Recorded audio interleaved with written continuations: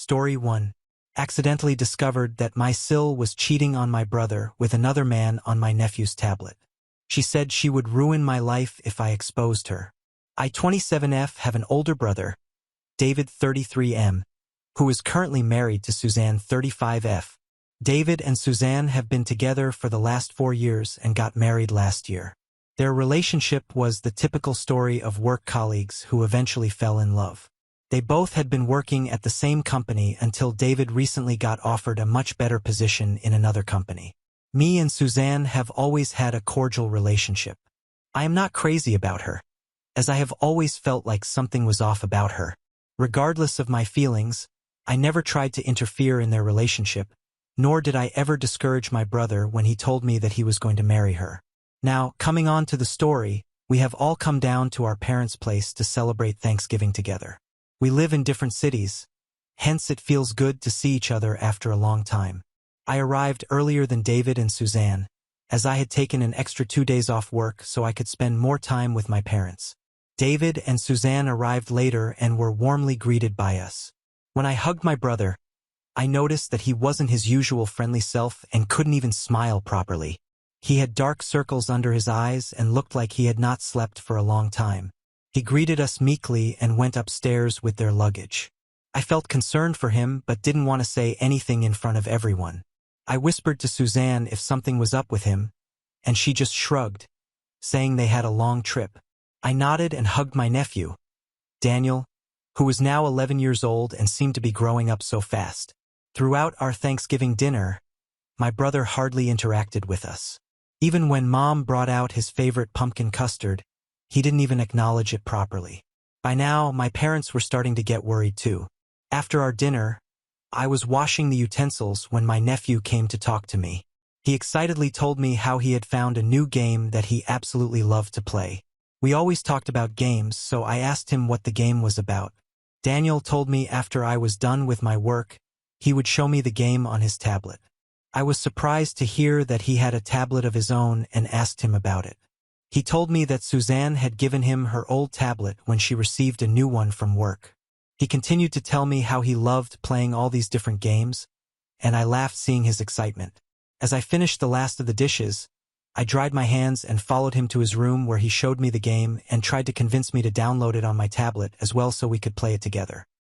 His cheerful spirit was infectious, momentarily overshadowing the unease that lingered from my brother's strange behavior. We played the game for a while until Suzanne eventually came upstairs, as it was time for him to go to bed. She took the tablet from him, despite his protest, telling him that he could have it the next day. She put him to bed, and we both then headed out of his room. I asked her if I could have his tablet so that I could continue playing the game and practice on his tablet, as mine was lagging a bit.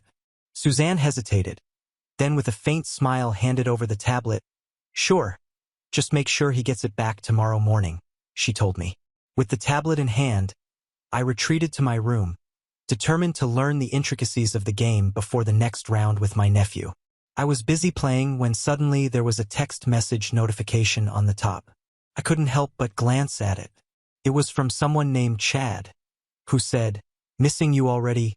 I immediately froze in the middle of the game as the words sank in. I couldn't comprehend what I had just read.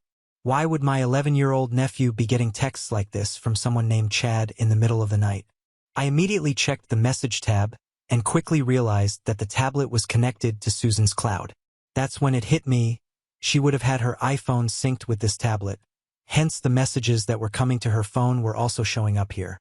She must have forgotten to log out of her iCloud account on this tab before giving it to my nephew today. Confusion etched my face as I tried to deduce why she was getting this kind of message. I opened the Messages app with a bated breath and clicked on Chad's message. My mouth was wide open in shock as I scrolled through the messages, and I discovered a series of intimate conversations between Suzanne and Chad. I clicked on his contact picture and gasped in surprise, realizing that he was my brother's neighbor. I had seen him a few times when I had visited my brother's place in the past. They were supposed to be just neighbors, but clearly their relationship had crossed into dangerous territory. Their messages were filled with details of all their meetings and plans. They had talked about Susan's relationship with my brother in excruciating detail, where she had revealed how she didn't love my brother anymore, but didn't want to be the one at fault for their relationship to break off. She mentioned how much she hated the fact that David didn't give her any attention because of his work, and that she was glad to get it from Chad. Chad, in turn, had written how he loved being her neighbor so he could come over to visit her whenever he could. Their text messages were so graphic and disgusting to read that I wanted to puke in disgust. I couldn't believe that I had stumbled upon my S's secret affair. It was a shocker, the kind that makes your heart race and your mind struggle to process the reality unfolding before you. I just didn't understand what to do, and I wondered if my brother even had an inkling that Suzanne had an affair. My mind raced, and I started taking photos on my phone of all their text messages. My hand shook, and I was worried that Suzanne might knock on my bedroom door anytime, demanding to have her tablet back. I didn't want my nephew to see these kinds of messages while playing. He might be a kid, but he wasn't stupid. If he found out these messages, it wouldn't take him a long time to figure out the truth, just like me. I didn't want my nephew to find out about any of this, because he was too young to go through this. After I had collected all the evidence, I uncinced and wiped the tablet clean, knowing that Suzanne's phone would also have all these messages. The entire night, I tossed and turned in bed, unable to sleep. At 3 a.m. when I went downstairs to get water, I saw my brother sitting downstairs alone, watching TV. I took out ice cream from the fridge and asked him if he wanted a bowl. He nodded, and I sat down next to him, handing him the bowl. The glow of the TV flickered in the room as an uncomfortable silence hung in the air. I told him that I was always there for him, and he could talk to me about anything that was bothering him. Eventually, he spoke, sharing how stressed he was from work, but I could sense there was more. I hesitated but decided to take a leap of faith and address the elephant in the room. "Is everything okay between you and Susan?" I asked, trying not to sound accusatory. His eyes flickered with a mix of surprise and vulnerability. After a brief pause, he sighed and confessed that he had been feeling distant from Suzanne lately. I remained quiet as he went on to explain that he had no time to spend with his family when he was struggling to work 2 jobs every day. I was shocked to hear this, as he revealed that he had taken up an extra job so he could sustain their lifestyle, as well as pay their house mortgage on time every month. I continued to listen to my brother as he talked about their marriage and said that they were probably having a bad phase in their marriage. At this point, I badly wanted to reveal what I had just found out about Suzanne, but I wasn't sure, hearing his struggles, how he would take it. The weight of the truth pressed on me, but I also didn't want to ruin my brother's marriage without confronting Suzanne first. You have to understand that my brother is 6 years older than me. I was afraid that he might not believe me despite the evidence, or Suzanne could manipulate him by convincing him that I was wrong. I needed to be absolutely sure that Suzanne was cheating on him. The next day, I offered to take her out for a relaxing spa day, to which Suzanne immediately agreed. We had a great time, and then I took her out for lunch. While we were eating, I decided to precariously ask her about Chad. Hearing his name, Suzanne immediately froze mid-eating and looked up at me. I didn't want her to play any games with me, so I was transparent with her and let her know that I had seen all their messages. I told her that there was no reason for her to deny it as I had all the proof and just wanted her confirmation. To my surprise, Suzanne started yelling at me that this was her personal life, and I shouldn't have invaded her personal life by going through her messages. I backtracked and let her know that I didn't invade anyone's space. Chad's message just happened to show up when I was playing on my nephew's tablet. I told her how inappropriate her messages were with him, and she should have never given her tablet to my nephew without checking the device first. Suzanne got wide-eyed and asked me if I had wiped the tablet clean, and I nodded. She looked relieved, probably thinking that I had no proof left, and told me that I should learn to mind my own business. She started to threaten that if I ever told my brother about this, then she would ruin my life. I looked at her blankly, as I knew there was absolutely nothing that she could ever do to me. Her words were starting to piss me off, and I asked her why she was trying to defend her. She then tried to justify, telling me that she deserved to have a little fun once in a while, and Chad made her feel better about herself. Hearing the lack of regret in her voice, I told Suzanne firmly that she needed to come clean with my brother, because this wasn't sitting right with me. She aggressively started to yell at me again, but I swiftly cut her off. I got up from my seat and asked her to find her way back home on her own. I didn't want to be in close proximity to her after seeing her bizarre behavior. Suzanne kept yelling at me as I left her there and drove away. When I reached home, my mother, who was waiting for us in the living room, asked me if I had had a good date together with Suzanne. I gave her a small nod, trying not to make her suspicious, and walked to my room quickly. I needed time to think. After the way Suzanne had just behaved with me, this was totally out of character for her. Or maybe she had always been this nasty and had kept this side of her well hidden until now. The wheels were turning in my head as I went over our conversation word for word. Her threats didn't bother me, and I knew that my brother and my nephew needed to be protected from her. They deserved to know the truth about this woman. I decided to give her a few days to talk to my brother on her own. Hopefully she would open up and confess. If she didn't do it by her birthday in 4 days, then I would tell him. I watched and waited for Suzanne to talk to David. Every time they spent time together, I hoped that she would do the right thing and tell him everything. But unfortunately, true to her character, she never confessed to him and pretended that we never had this conversation. If I was ever alone with my brother, Suzanne would interrupt us for no reason, perhaps afraid that I would tell him something. I would also notice her getting frequent text messages throughout the day, and from the way she smiled, I knew it was Chad, which meant that she was still in contact with him, despite my warning. I know how much my brother loved and worked hard to provide for the family, hence watching her continue to cheat on him, even though I had respectfully asked her to stop and confess to him, was a knife in my heart. With her birthday coming up the next day, I knew that I had to expose her. My brother and her would be flying out in the evening after celebrating her birthday, so if there was ever a good time to talk to my brother, it needed to be before they flew back home. On her birthday, Suzanne was extra cheerful. It was as if she was rejoicing that she could finally get away from me and thinking that she had successfully scared me into submission. Little did she know what I had planned for her that day. My mother had lovingly prepared a grand meal for the birthday girl. We had invited a couple of our close family and friends to join us during the celebration. Suzanne loves being the center of attention and looks like she is having a good time throughout the day. When it was time to open the presents, she excitedly sat down with everyone to check them out. I watched her with a smirk as she kept going through the presents one by one. She was soaking up all the attention, clearly relishing being the center of it all. When she reached my gift, her curiosity was evident. It was a sizable package, and with excitement, she unwrapped it to find a photo album inside.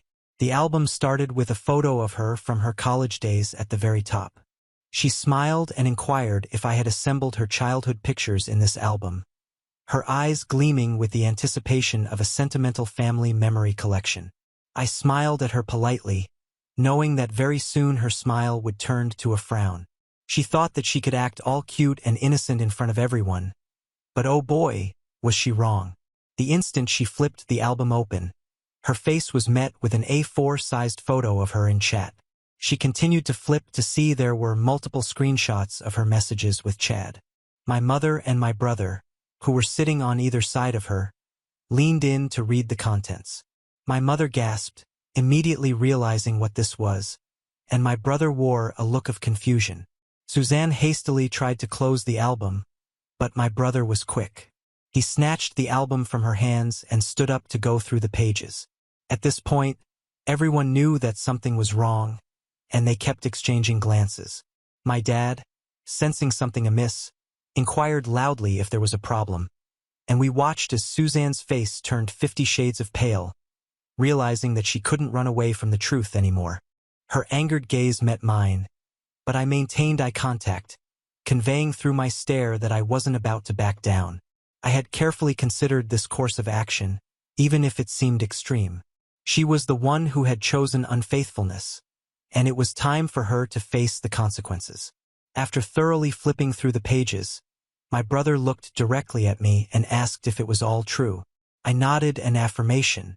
Suzanne began to stammer out excuses, but the damage was done.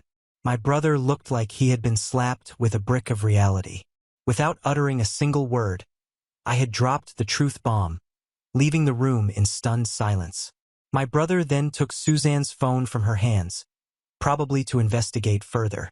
My parents, who were going through the album now, looked visibly stressed. My mother asked me how I had found out about all this, and that's when I spilled the beans. I told them I stumbled upon it by accident while using my nephew's tablet, which was actually Susan's. She forgot to log out of her account, so I saw all her messages with Chad and took screenshots. I went on to explain that I confronted Suzanne about it the next day, asking her to come clean with my brother, but she flat out refused. Instead, she tried to threaten me, which is why I was forced to reveal her affair this way. My brother, having discovered the proof of Susan's chats with Chad on her phone and heard my side of the story, stormed out, probably needing time to process everything. My dad, who had kept silent throughout the whole mess, finally spoke up and asked Suzanne to get out of our house. Suzanne, caught in her own web, tried to come up with feeble excuses, but no one was willing to listen. My dad sternly told her that what she had done was unforgivable, and she should have told my brother about this instead of forcing me to expose her in this manner. It was a glorious downfall to see how Suzanne had been exposed and was left red-faced in embarrassment. She started to cry and rushed upstairs in embarrassment. Since the incident, my brother hasn't flown back home with Suzanne. My nephew is staying with us, and my brother has asked Suzanne to give him space, despite her begging him to come back with her. My parents have talked to me more regarding this, and they completely understand why I had to expose her this way. However, when I discussed the matter with my grandmother afterward, she expressed disapproval. According to her, I shouldn't have disrupted my brother's marriage by revealing Suzanne's secret. Given my deep respect and love for my grandmother, her perspective has left me contemplating if what I did was right. So, Reddit, am I the a-hole for exposing my Sil affair when she didn't reveal anything to my brother? Update 1. Thank you for everyone's honest opinion. While some of you think that I was indeed I am glad to see that others seem to agree with what I did. I would like to clarify yet again that I would have never done this had Suzanne decided to talk to my brother on her own. This is why I had confronted her before exposing the truth on her birthday. I wish she would have been a better person and broke the news to him on her own instead of trying to threaten me. As for my brother, he and I sat down to discuss everything in more detail. It was heartbreaking to see my brother break down in front of me while telling me that he had no idea that his wife had been doing all this behind his back. He kept questioning if this had happened because he couldn't give her enough attention due to his 2 jobs. My heart went out to my brother, knowing how hard he worked to provide for his family. I told him that Suzanne's actions had nothing to do with him. He had always been an exemplary husband and father, and if Susan couldn't appreciate that, then she didn't deserve to be with him.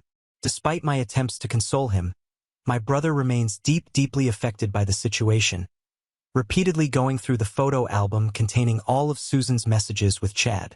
I am uncertain when he plans to talk to Suzanne about it.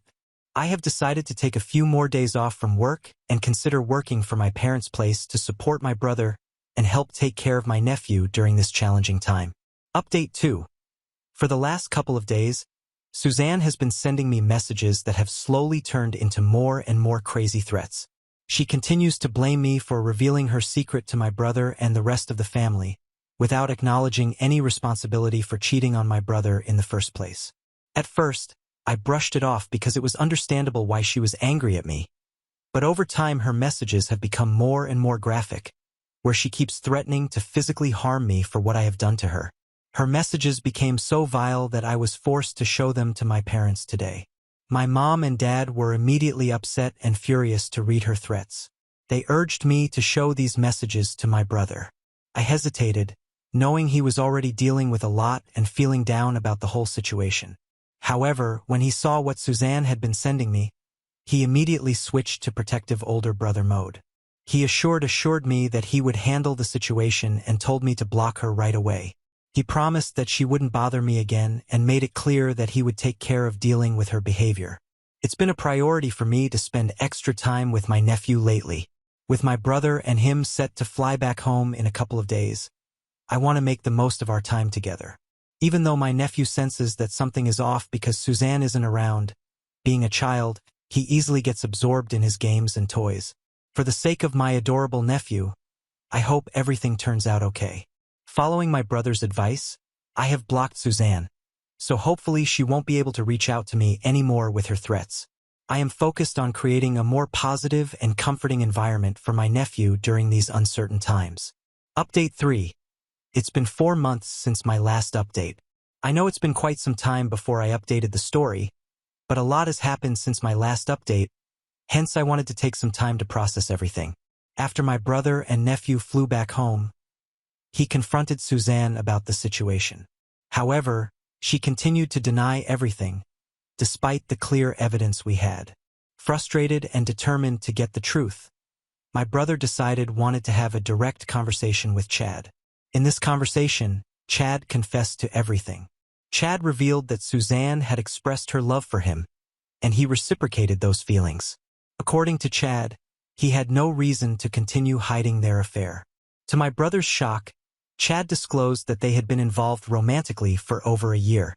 This new revelation led to a heated and intense confrontation between David and Suzanne. Later, when my brother told us about his conversation with Chad, we were heartbroken for him as well. My dad urged my brother that it was high time for him to decide their marriage. My mother agreed and told my brother that no matter what he decided, we would all stand by him. I also reminded him that he should keep my nephew's best interest at heart, because it was unhealthy for a child to be exposed to such toxicity. 2 months later, David made the difficult decision to file for separation from Suzanne.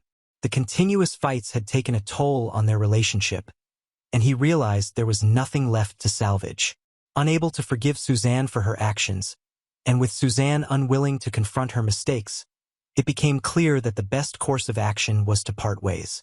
As the legal process is still ongoing, Suzanne has been compelled to move out of David's home. The weight of her actions bore heavy consequences, and she faced the reality of losing her marriage.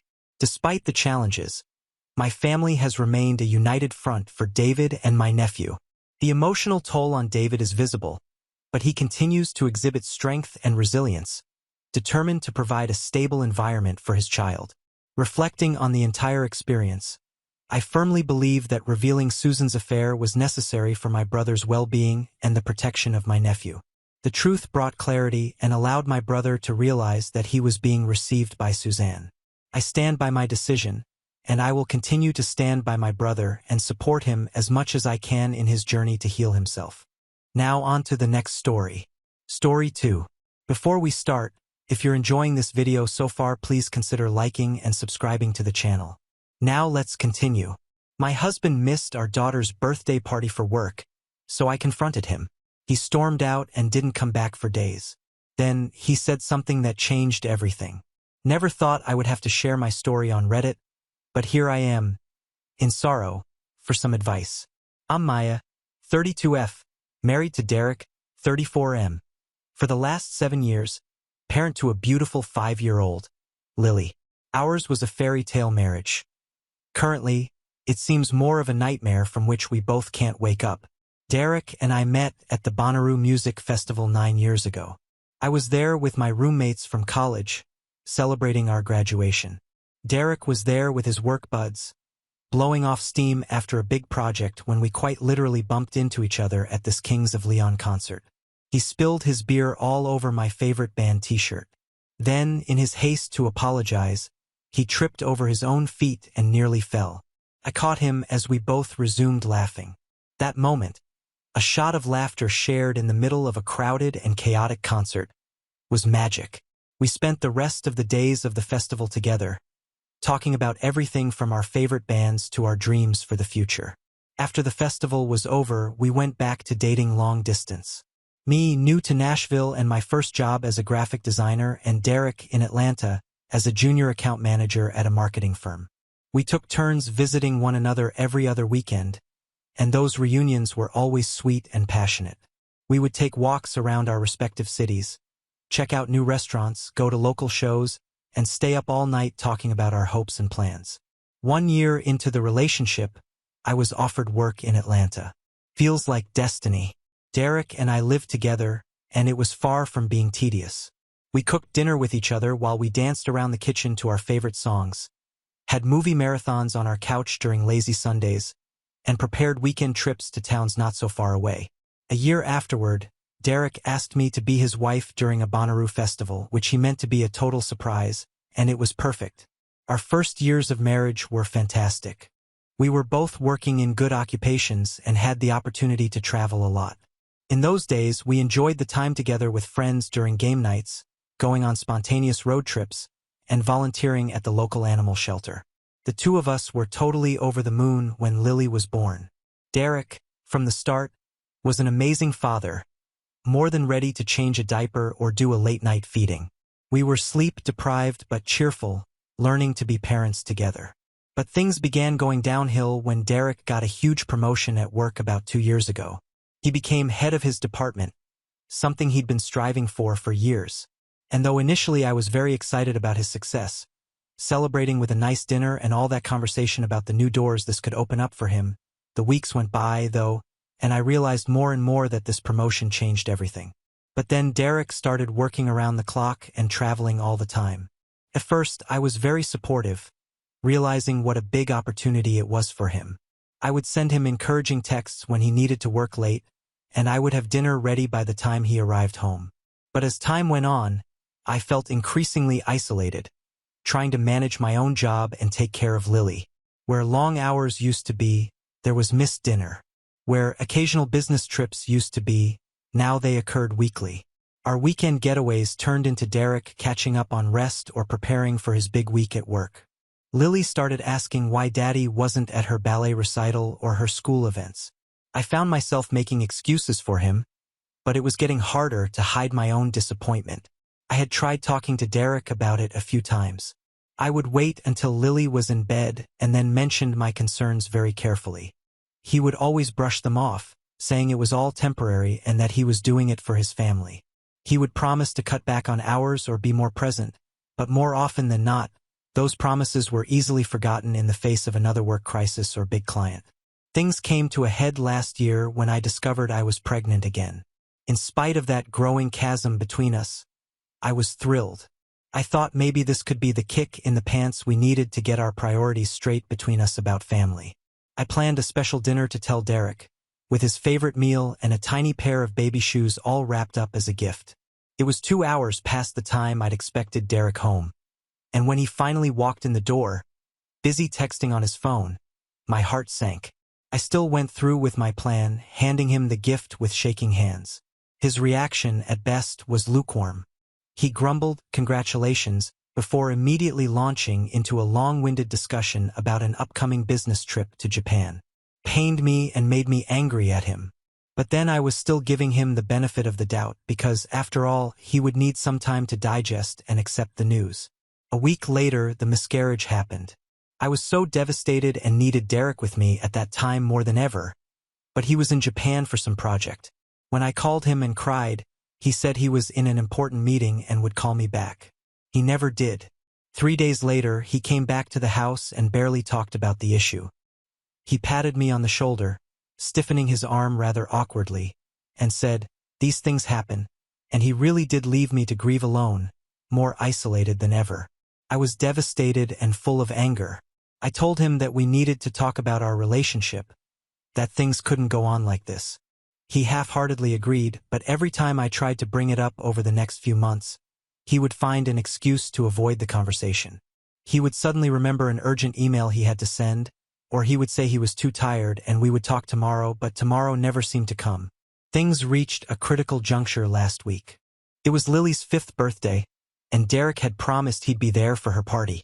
He'd even taken the day off work, a rare occurrence. Poor Lily was very excited. She'd been talking about it for weeks.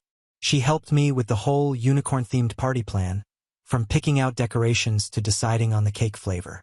She wouldn't stop saying it straight to everybody's face that her daddy was coming to see her blow out the candles. The day of the party, Derek got a call from the office. There was apparently some major client crisis that needed his attention.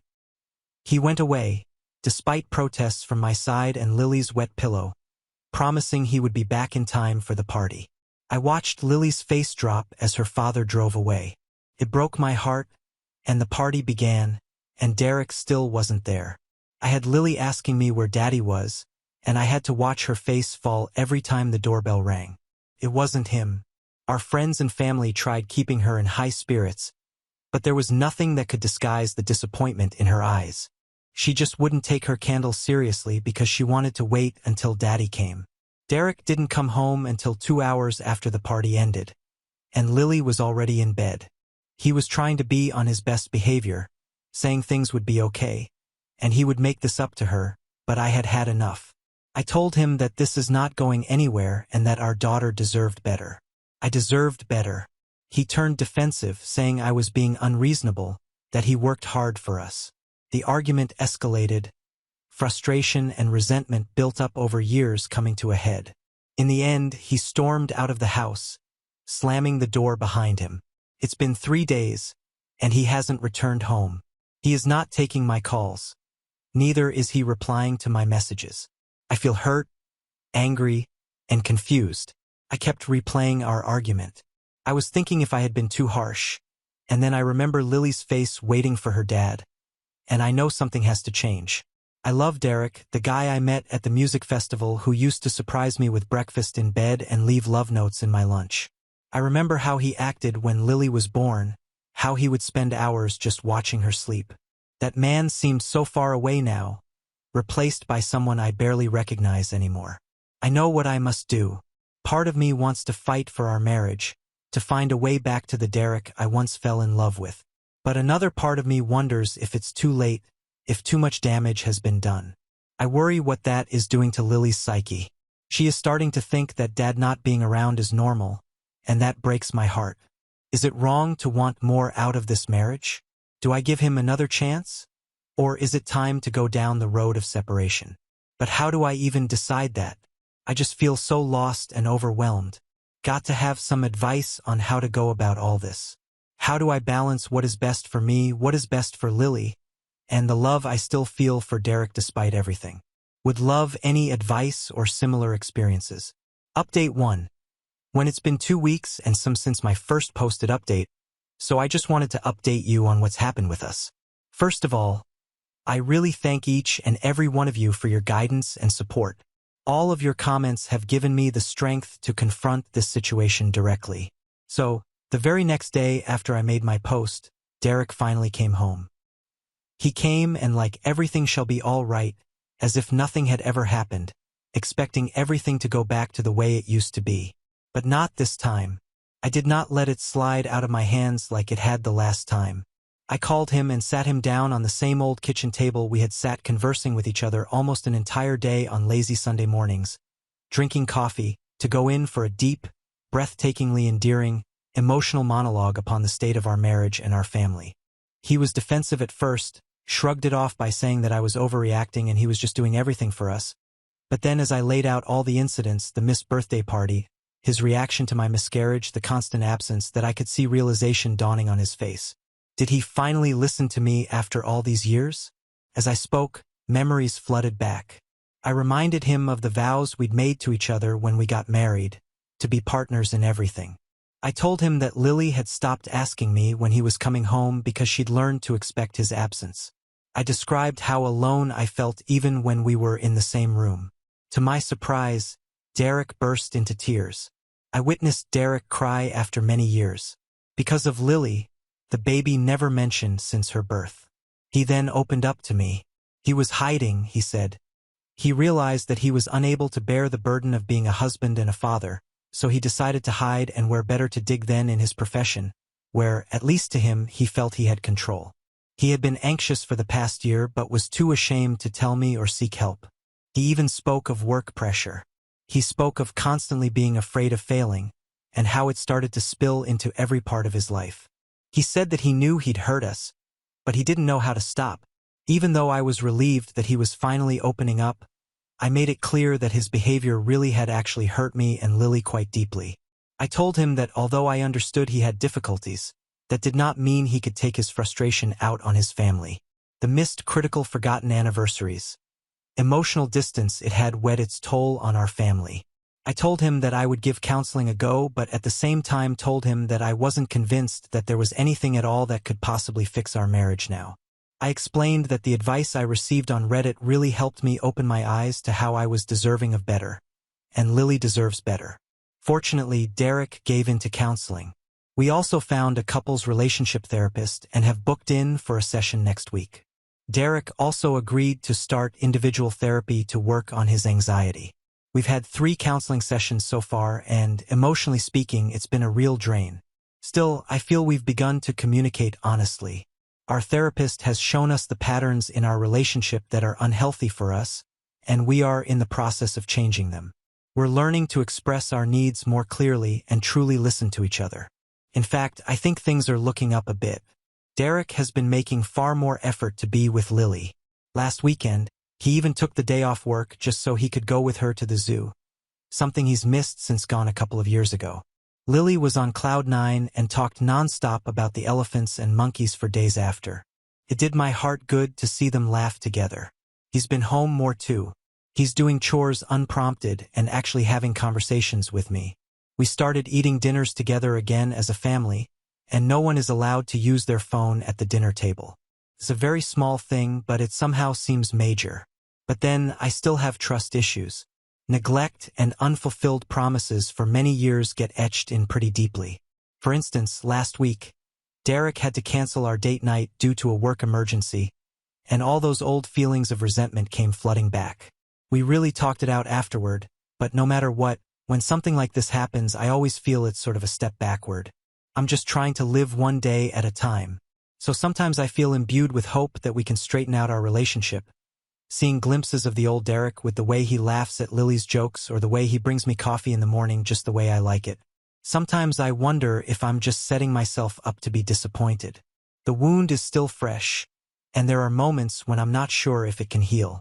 Lily, on the other hand, seems so much happier with him being more involved, so that encourages me to try harder for her. But I don't want to stay in an unhappy marriage for her sake either.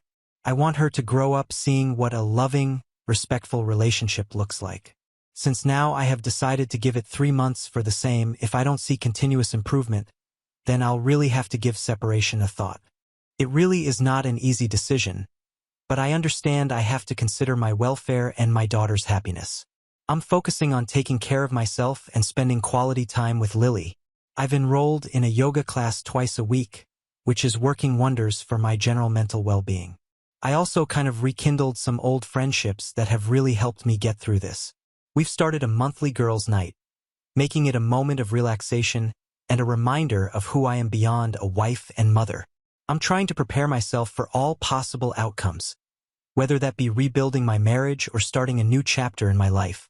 I've started putting some money aside in a separate account just a few weeks back in case, and of course I've been looking at those career development courses. I'm seriously pondering on where I want to be professionally in the event that I find myself on my own. Thanks again to you all for the support. Your words really gave me the courage to stand up for myself and demand better. I'll update again when I have more news. Update 2. It's been close to 2 months since my last update. Things with Derek took a completely different turn from how I had expected, and I'm feeling more conflicted than ever. Things look promising, almost too good to be true. Through the first month since my last update, Derek was attending counseling regularly and really placing importance on quality time with Lily and me. He was really being present in our relationship. He even dropped a business trip just not to miss Lily's school play. It was a little role. She was playing a tree, but having there in the audience grinning with paternal pride was everything to both of us. Our relationship was slowly coming back together. We would even go on our date nights that were part of our making up for the past weeks, be a takeout in a movie at our house after Lily went to bed. Derek had been opening up more about his worries and sharing his anxiety, and I tried my best to be supportive without getting too involved. That all changed about 3 weeks ago, though. It was just a typical Tuesday evening. I was working with Lily on her homework when Derek came through the door early from work. I could tell, though, the moment he walked through that door, that something was amiss. His face had gone white, and he was shaking a little in his hands. He had just asked if we could talk after Lily went to bed. Those few hours were agonizing. I could barely concentrate on anything else since my brain was fraught with thousands of horrible possibilities. Was he sick? Had he lost his job? What did he want to tell me? After we finally sat down and talked, absolutely floored me. Now here's the rub. 2 years ago, when he was on a business trip in Chicago, Derek had a one-night stand with a colleague. Yes, that was just one time, and he had been in agony on the inside since then, which is why he had been so detached. He said the woman had just left the company, and he added the stress of seeing her leave had brought all his guilt rushing back. I was simply devastated. Everything we went through seemed so pointless now. Betrayal, anger, and feeling extremely dumb for fighting for us was how I felt. The trust we had just begun to build was shattered to pieces in an instant. That night, I made him leave the house. I had to have space to take in what now seemed a new disclosure, to sort matters out, and to figure out what to do next.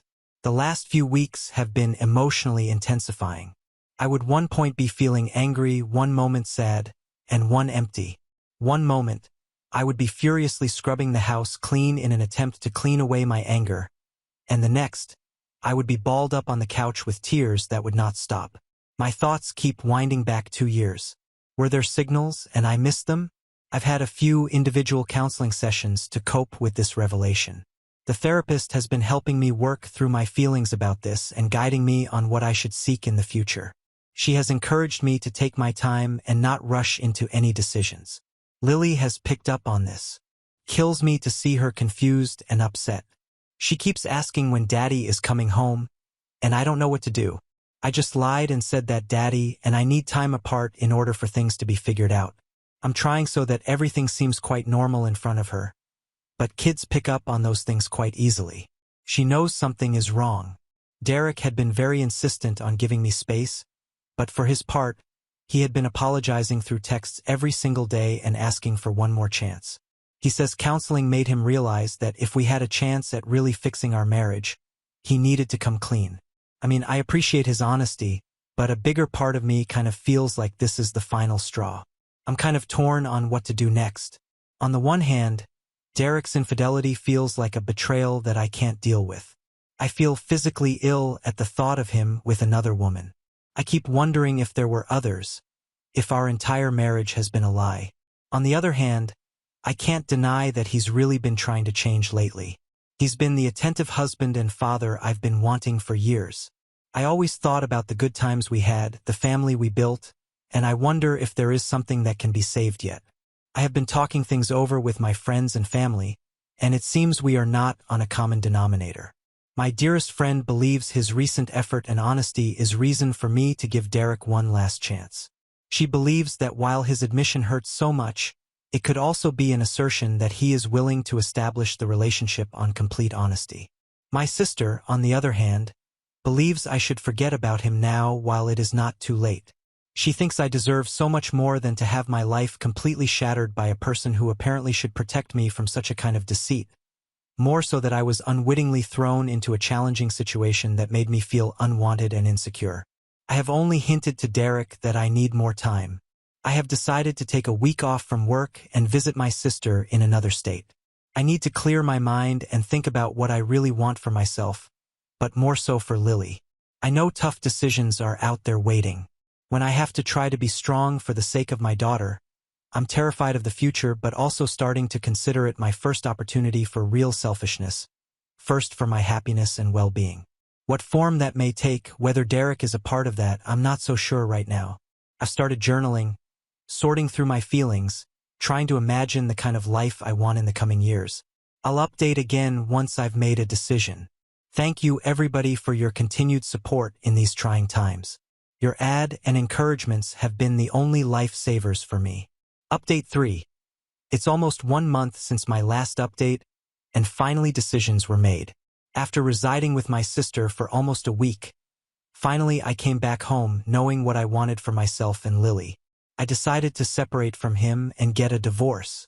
It was not an easy call, but finally, in much deliberation, I thought I could never get over Derek's infidelity. The trust was broken, and I didn't think I wanted to spend the rest of my life unsure that it wouldn't happen again. It was that week away where I put a lot of thought into what I wanted from the relationship and what sort of example I wanted to set for Lily. I was being dishonest to myself and really not fair to the little girl to stay in a marriage where I felt anxious and mistrustful daily. When I told Derek, he was very upset but not surprised. He said he understood that he would have to respect my wishes. We agreed to try and keep things amicable for Lily's sake. It was a hard conversation filled with tears on both sides, but I felt a sense of relief after it was done. We've begun the divorce proceedings, and matters seem to be taking a rather amicable route. We are in mediation, ironing out custody arrangements and division of assets. We have agreed on joint custody of Lily, with me as primary physical custodian. Derek will get her every other weekend and one evening a week to dinner. The hardest thing I have ever had to do in my life was telling Lily about the divorce. We sat her down and explained as kindly as we knew how that mommy and daddy weren't going to be living together any longer, but that we both loved her very much and that wouldn't change. At first, she was so upset, confused, and first thing asked, with big wet eyes, if it was her fault. In fact, it broke my heart when she said that. We told her that it absolutely had nothing to do with her. Sometimes the grown-ups just can't be together anymore even if they care about each other. I started looking for a new place to live, somewhere closer to my parents. They have been so supportive through everything, and I feel that having them close would be good for both Lily and me. I have found the cutest little house with a backyard where she can play. We are moving in next month. Much to my surprise, I'm more positive than I thought I would be. Already, an enormous feeling of relief at having made the decision comes from the knowledge that I am now back in the driving seat of my life. I start to rediscover myself, areas that I had left undiscovered during those years of struggling within my marriage. I have started to take interest in painting and find it a very therapeutic hobby. I have also begun to approach the subject of changing my career, which for so long I have avoided due to the instability in my personal life. We are learning to co-parent. With those tools that said we may not always have an easy time, but we're both committed to putting Lily first. He's keeping up with his therapy, which I'm glad about. I know our marriage didn't work out, but I hope he continues to work on himself for Lily's sake. Hindsight suggests the marriage had started coming apart at the scams long before the moment the affair took place. We stopped talking. We stopped making each other's needs high on our list of priorities.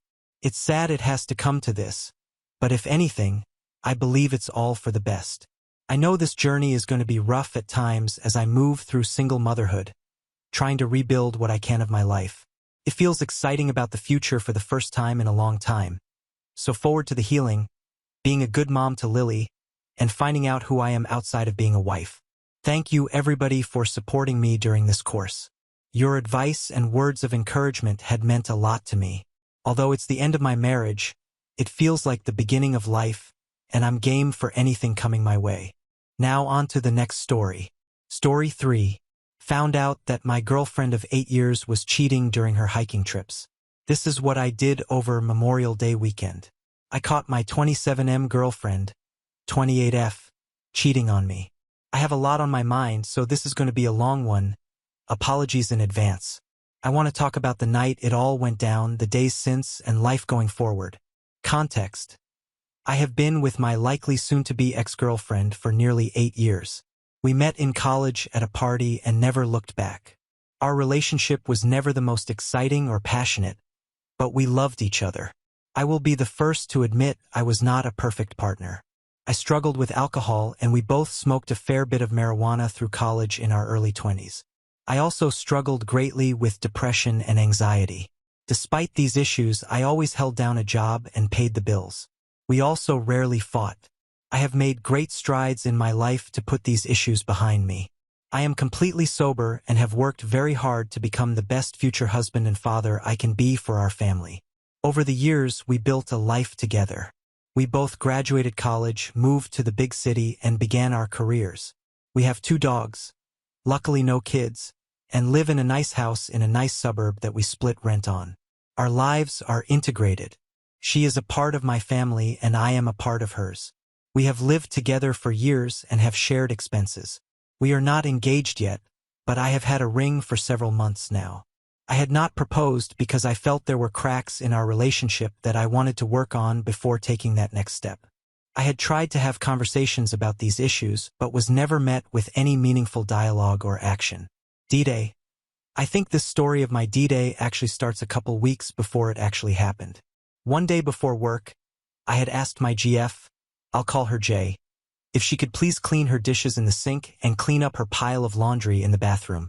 No demands or anything, just please, I'd appreciate it. Jay blew up at me. Do you know how long you were a mess and I put up with it? I was hurt, but at this point I needed to leave for work. So I said we need to talk later and headed out the door. I gathered my thoughts during the day and came home a little early from work.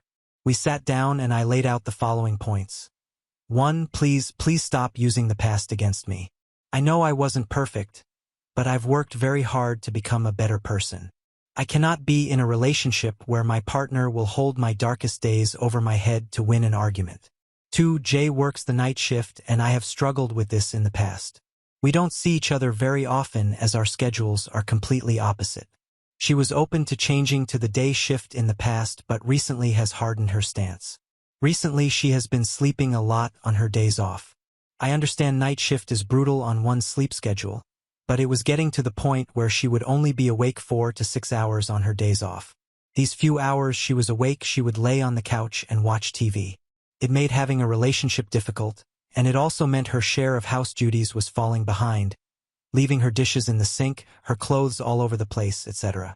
3. Sex. Our sex life has never been great. I've been open about my desire to improve things, have worked on myself to be an attractive partner, and have tried to discuss her wants and needs as well. There was never any progress. During this conversation, I asked for her thoughts and feelings on each topic. I desperately wanted an actual dialogue, but she was giving me nothing. Ultimately, she said she needed time to think about what I said. Since the conversation, I had not seen her, hardly seen her at all. She had been gone almost a week on a hiking trip with some coworkers that had been planned for a while. Then, because of work, there was another week of not really seeing each other. Friday night, Jay asks if I want to go to a birthday dinner for a family friend on Saturday. I had plans that required me to be up early on Sunday, so I said probably not, as I knew she would want to stay and hang out late with him. She swore she would not. She had work on Sunday. I only half believed her but agreed to go because I knew it would make her happy. Towards the end of dinner, I go to the restroom, and when I come back, what always happens happened. Would you be okay if I actually went out? I won't be out much later, she asked in front of the entire group, so I said, sure, you can do what you want. A few minutes later off to the side, I let her know I was upset that she went back on her word, but she was unfazed. She promised she wouldn't be out very late, and I believed her, as the group was primarily mid-30s people with young kids. One of the other people at the birthday dinner assured me they would give her a ride home. I drove home alone and the anger built. I typed out a long text about how I was hurt that she didn't come home with me like she said she would, but ultimately deleted it before sending. I didn't want to needlessly make her night worse and told myself we would talk in the morning. I go to bed. 2 a.m. I wake up to go pee. She isn't there. I check my phone, and she hasn't texted me at all either. We share locations with each other, so I check, and it's not loading, so I'm getting a bit worried for her safety at this point. I call her, and she picks up. Hello? Hey, Jay, where are you? Oh, I decided to sleep over at family friend's house. This alone wasn't concerning, as the family friends were a married couple with young children. We have known them for years, and it was not unusual for her to spend the night there after going out with them. At this point, my concern quickly turns back to anger, because not only did she lie to me again about coming home early, she didn't even text me to let me know her plans changed. I told Jay to get an Uber and come home, we need to talk. She was annoyed and let me know it, but I didn't care. She told me she would order an Uber. Nearly 30 minutes had passed, and I had not heard from her. I check her location again to see if she's on her way. Unlike before, it does load this time. Not only was she not on the way back, she was at a house I didn't recognize. I call her back, hey, I thought you said you were ordering an Uber and coming home. Also, where are you? Your location is showing you at some house I've never seen. She sticks to her story, she is at family friends. She has no idea why her location is showing the other house, because she is definitely at family friends. I'm uneasy at this point, but still haven't jumped to any conclusions. Maybe it was a glitch. It seemed to be pretty far away from where she was claiming to be for a glitch, and it also hadn't moved at all in a while, but whatever, anything is possible, I suppose. I am asking her why she keeps lying to me. Lied about not going out in the first place. Lied about how long she'd be gone, and lied about calling an Uber 30 minutes ago. She says the Uber is coming in 4 minutes and that she will call me when it picks her up because she doesn't want to argue with me in front of family friends. I watch her location expecting it to jump and correct itself once she starts moving.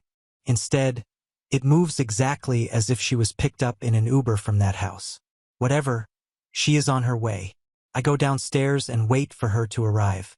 Once she does, I ask, "What did you do tonight?" "I went to the bar and then to family friends." I asked her, "What were you doing at family friends?" "Just talking, you know. I stay there sometimes, what's the big deal?" I ask, what on earth were they talking about until 2:30 in the morning? It just didn't make sense. They're a mid-30s married couple with young kids and full-time jobs staying awake this late. Just to talk.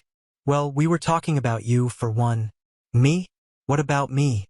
For starters, your psychotic behavior tonight. I was mad, sure, but my behavior had been far from psychotic. I never raised my voice and never accused her of anything. I demanded she come home, sure, but I felt I was justified in that. From here, she continues to say they talked about the discussion from 2 weeks ago, how I attacked her and piled on her for no reason. I was shocked. I thought I had handled the conversation a couple weeks ago very maturely. I was actually proud of myself for taking time to gather my thoughts so that I could calmly lay them out when I got home. At this point, however, I was questioning myself. Did I dogpile her for no reason? Was the way I approached it an attack? My only thought was maybe it felt one-sided because she refused to engage in any discussion.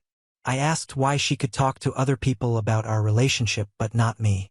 It would never become clear, however, as she said she was done talking and was going to bed. I begged her to give me something, anything. I didn't care if her response was in the form of yelling at me. I just needed something. As she's walking up the stairs, I asked her to explain why her location was at that house. The story was the same. She didn't know. She was at family friend's house. I told her, I want to believe you, but I know what I saw with my own eyes. It just didn't make sense. I would have believed anything that plausibly put her at that house. I was at family friends, and that's that.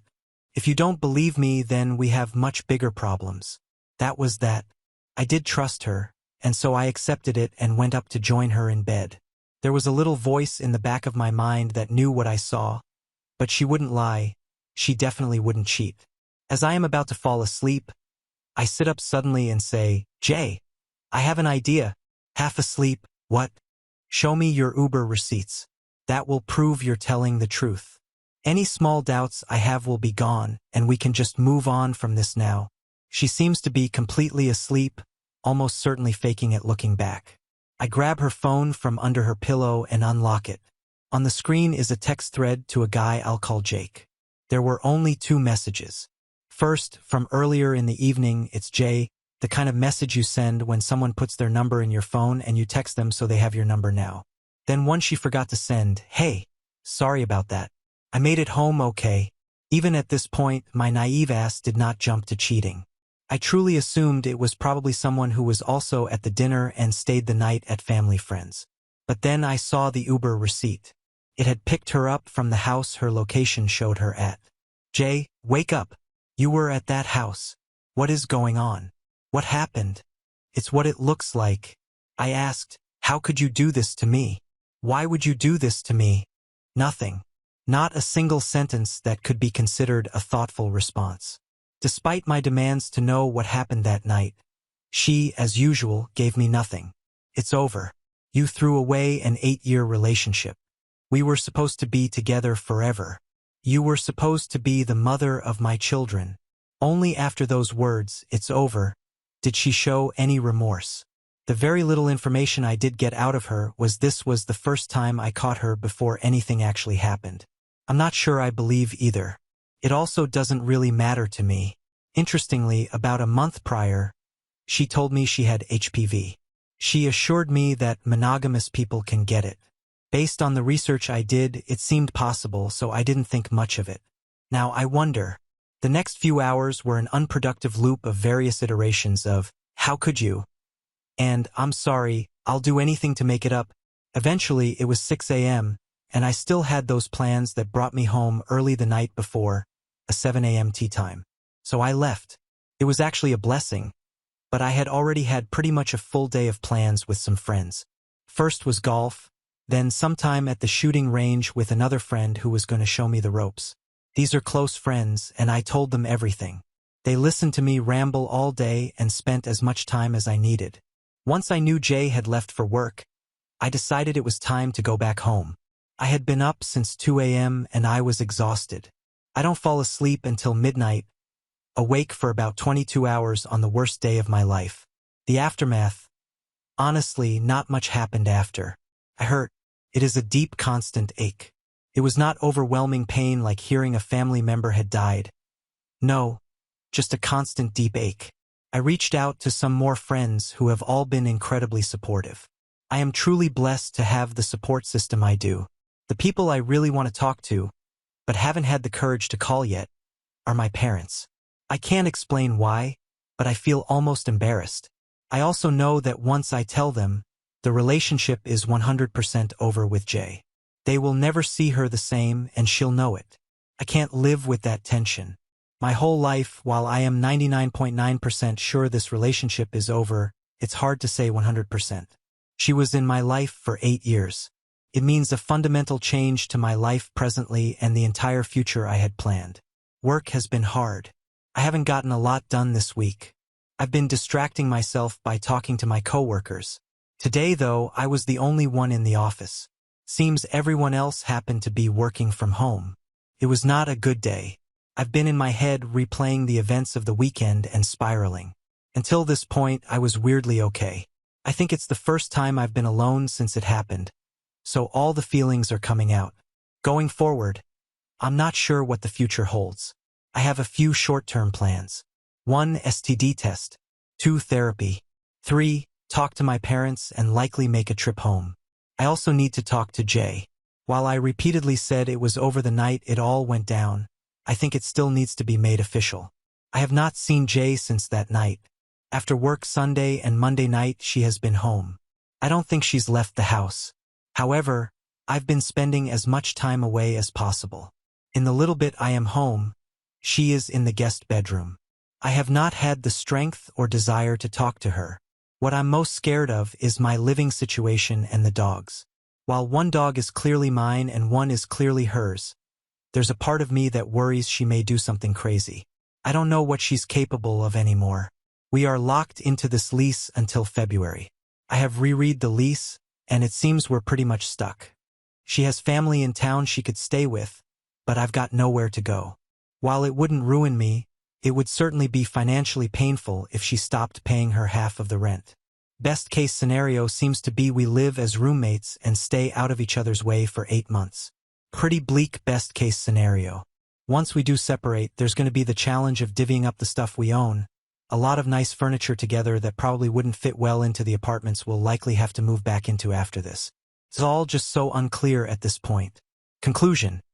If you've made it this far, thank you for listening. Just writing this was very cathartic.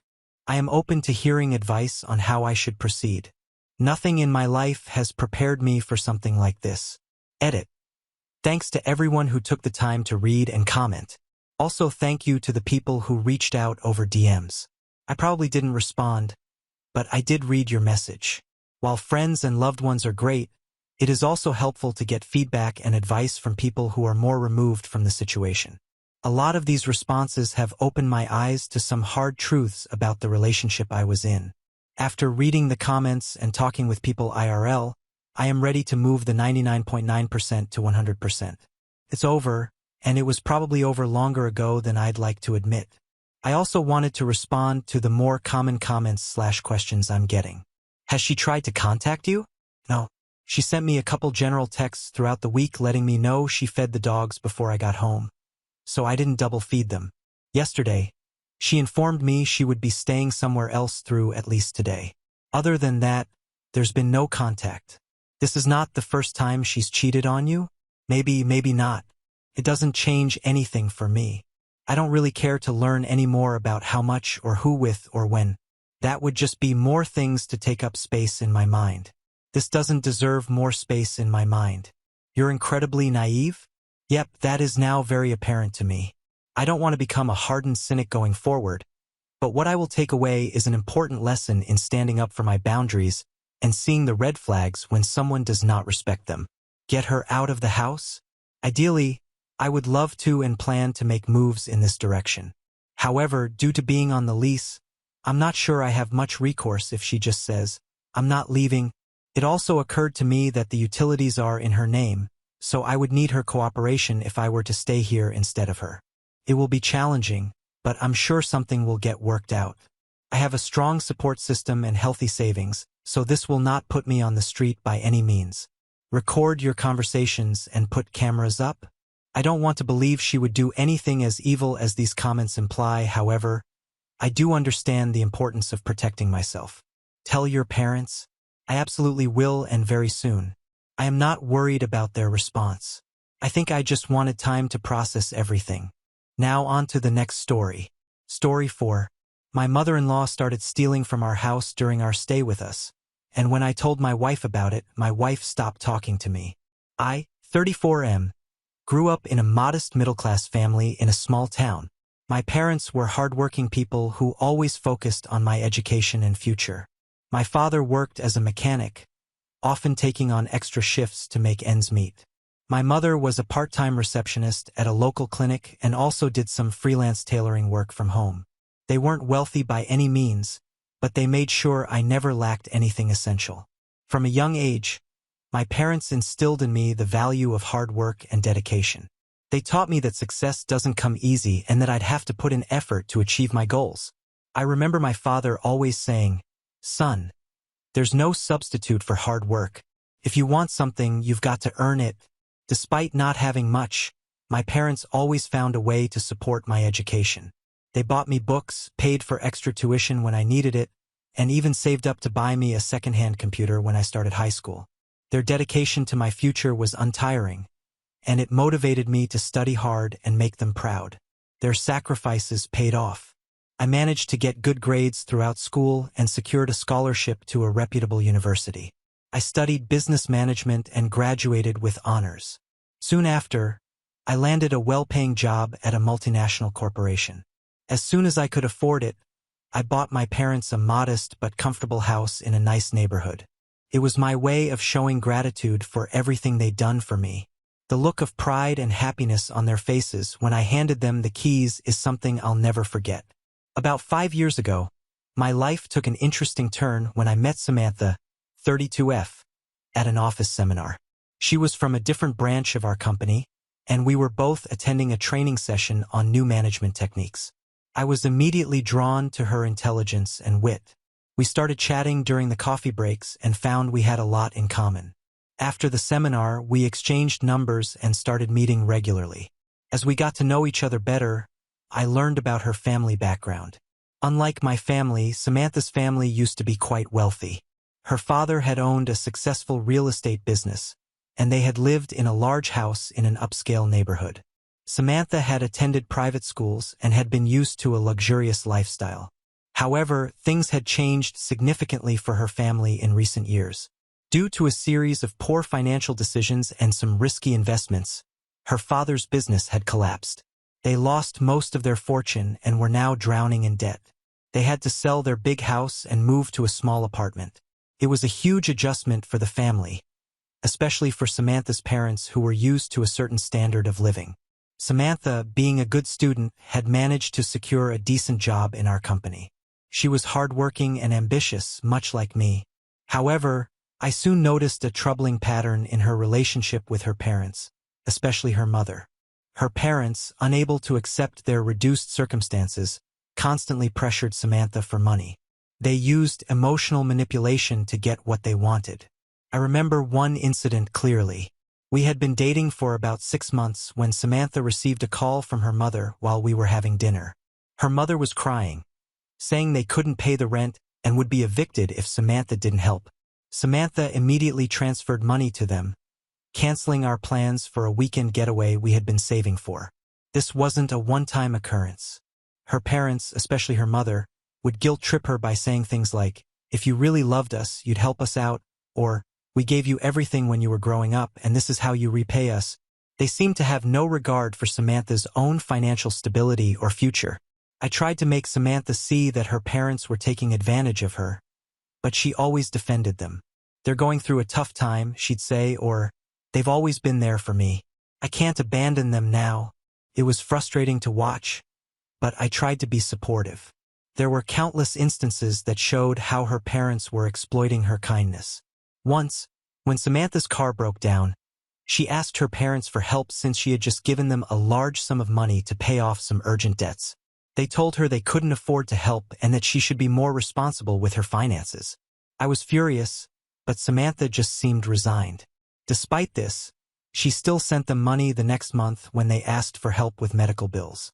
When I first met Samantha's parents about a year into our relationship, I was taken aback by their behavior. Her mother's first question to me after barely a hello was, "Are you rich?" It made me incredibly uncomfortable, but I brushed it off for Samantha's sake. Throughout the dinner, they kept making subtle and sometimes not so subtle inquiries about my job, my salary, and my family's background.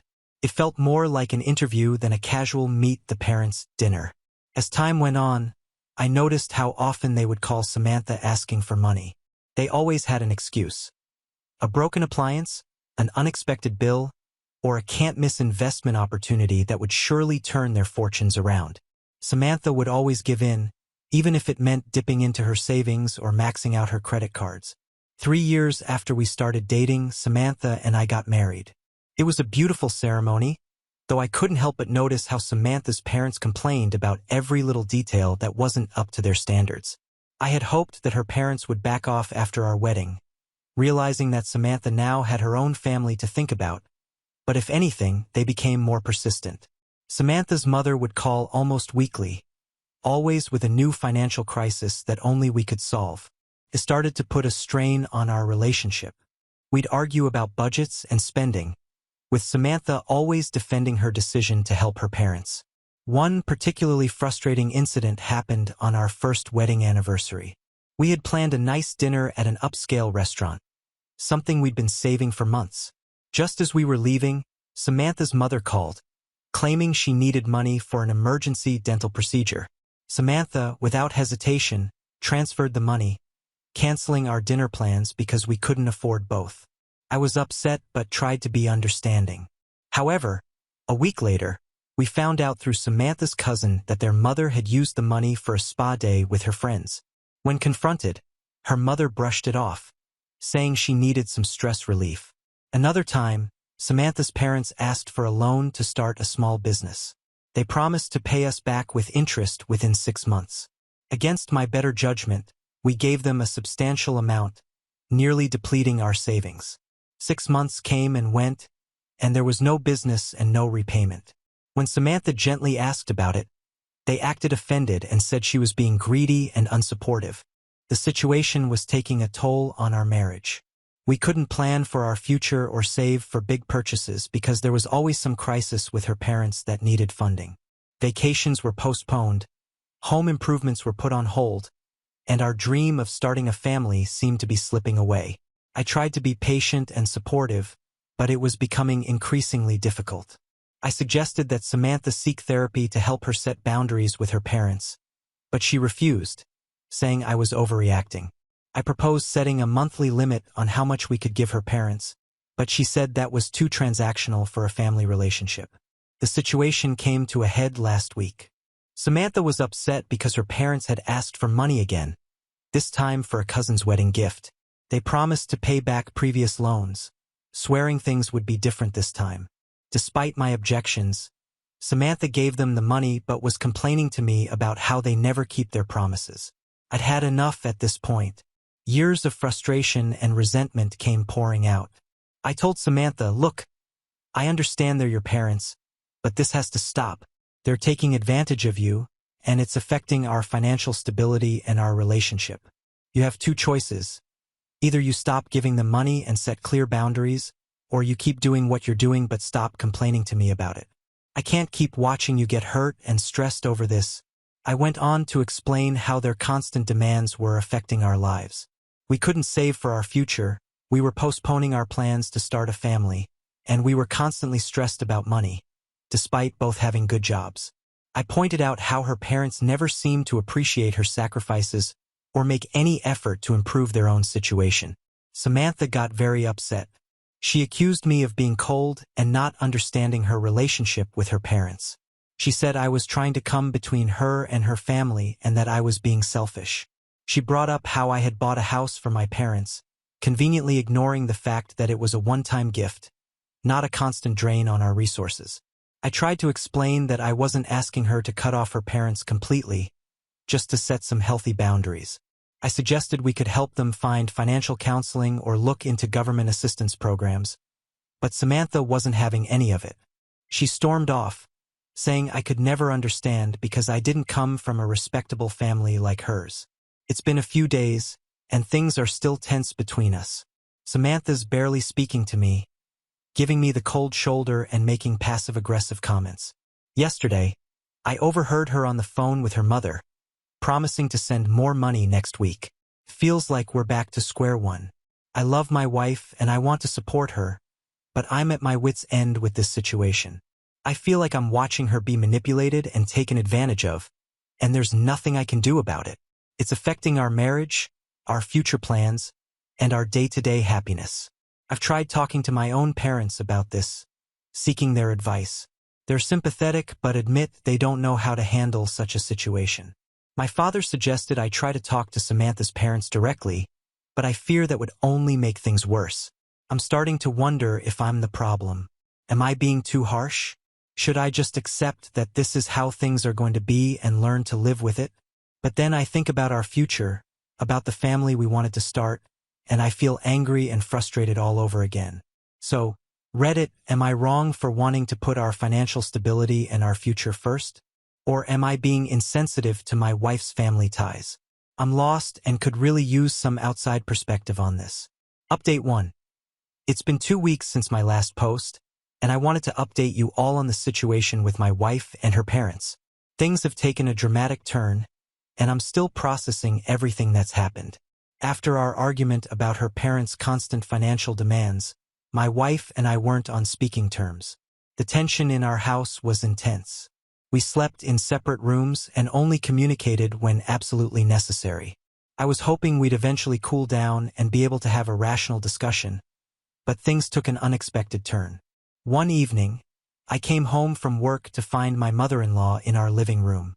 My wife informed me that her mother would be staying with us for a week to help settle things between us. I was shocked and angry that my wife had made this decision without consulting me, especially given our current disagreement. However, I bit my tongue, not wanting to escalate the fight with my wife. The first few days of my mother-in-law's stay were uncomfortable, to say the least.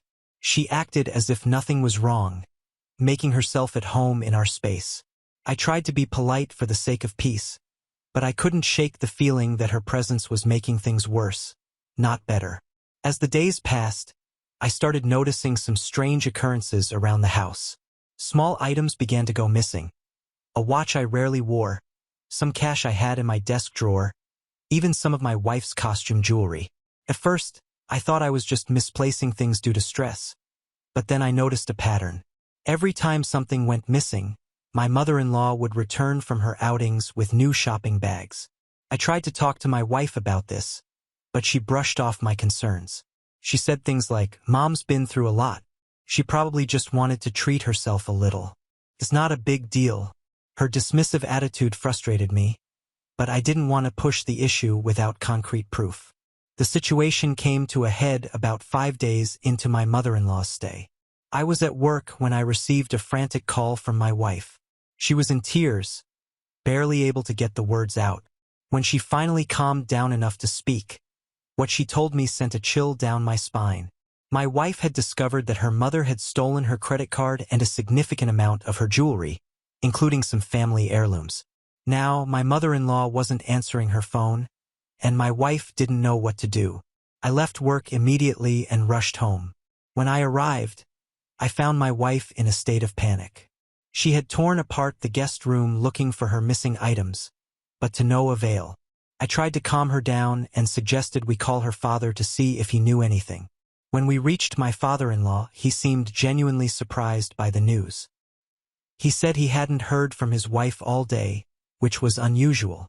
However, what bothered me was his immediate defense of her. He told us not to jump to conclusions or accuse her of anything. It was clear he was either in denial or complicit in her behavior. We spent the next few hours trying to reach my mother-in-law, but all our calls went straight to voicemail. We were about to call the police when my wife's phone rang. It was her mother. My wife put the call on speaker. Her mother's voice came through, sounding distressed but with a flow of manipulation that I had come to recognize. She claimed she was at home and needed money urgently to pay off a loan shark. She swore she had borrowed money to invest in a sure thing, but it had fallen through, and now the lender was threatening her. My wife was angry. She demanded to know about the credit card and the missing jewelry. Her mother feigned ignorance at first, then quickly changed tactics, saying she had only borrowed them and intended to return everything once this crisis was over. She begged my wife to help her one last time. I had heard enough. Years of frustration, hatred, and anger boiled over. I took the phone from my wife and told her mother in no uncertain terms that if she didn't return everything she had stolen within 24 hours, we would be going to the police. I then hung up, my hands shaking with anger. My wife stood there, shell-shocked. The reality of her mother's actions seemed to finally sink in. She broke down, sobbing uncontrollably. Despite my anger, my heart broke for her. I held her as she cried, feeling sad. When she had calmed down, we sat down to talk. It was the first real conversation we'd had in weeks. I told her that I couldn't continue living like this. The constant stress, the financial drain, and now direct theft, it was too much. I laid out an ultimatum. Either we cut ties with her parents and seek therapy to work on our issues, or I would file for divorce. I hated having to resort to such drastic measures, but I felt I had no choice. Our marriage had been suffering for years because of her parents' influence, and this latest incident was the last straw. I loved my wife, but I couldn't stand by and watch her be manipulated and abused any longer. To my relief, my wife didn't argue. The theft seemed to have finally opened her eyes to the toxic nature of her relationship with her parents. She agreed that we needed to set firm boundaries and seek help to work through our issues. The next day, my mother-in-law showed up at our door with a bag containing my wife's jewelry and credit card. She tried to explain herself, spinning a tale of desperation and good intentions, but my wife wasn't having it. For the first time, I saw my wife stand up to her mother. She told her that she needed help, but we wouldn't be the ones to provide it anymore. She said they needed time apart to reevaluate their relationship, and until her mother sought professional help for her issues, they wouldn't be in contact. It was a difficult conversation, filled with tears and recriminations from my mother-in-law, but my wife stood firm. When her mother left, I felt a weight lift off both our shoulders. In the days that followed, we took several steps to protect ourselves. We changed our locks, canceled and replaced all our credit cards, and set up fraud alerts on our accounts. We also reached out to a therapist who specializes in family issues and codependency. It's been a week since then, and things are still raw. My wife has moments of doubt and guilt, but she's committed to working on herself and our marriage. We've had long, honest conversations about our future and what we want from our relationship. For the first time in years, I feel hopeful about our future together. We've also started to reconnect with friends we had drifted away from due to the constant family drama. It's been refreshing to spend time with people who respect our boundaries and don't have ulterior motives. My wife's father has called a few times, alternating between guilt-tripping and pleading for us to reconsider. We've stayed firm in our decision, reiterating that until her mother seeks help, we won't be in contact. It's been hard for my wife, but she understands it's necessary for our well-being. Looking back, I realize I should have pushed harder for boundaries earlier in our relationship. I was so afraid of coming between my wife and her family that I allowed the situation to spiral out of control. It's a mistake I won't make again. I'm grateful for the advice and support I received from my previous post. It gave me the courage to stand my ground and fight for our marriage. We have a long road ahead of us, but for the first time in a long time, I feel like we're on the same page. To those who might be in a similar situation, don't wait until things reach a breaking point. Set boundaries early, communicate openly, and don't be afraid to seek help. Your peace of mind and the health of your relationship are worth it. Thank you all for listening, and I'll update again if there are any significant developments. Now on to the next story. Story 5. Wife kissed another man on a night out and confessed to me.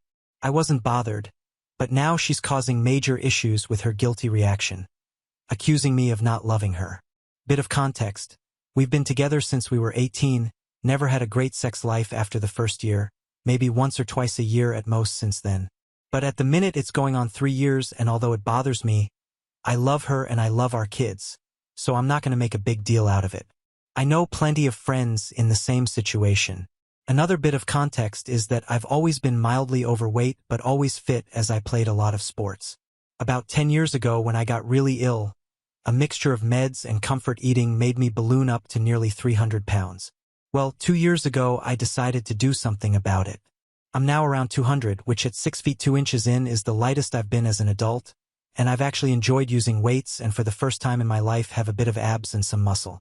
My wife, having always been far hotter, is pretty obviously insecure about the fact that for the first time we've been together, women are starting to look at me and message me on my baking pages on social media. For the record, I've never even looked at another woman in that way. On to the night in question, my wife went out with some friends, a mix of single and in a relationship. She looked stunning and I told her so. I even updated my phone home screen to that picture of her.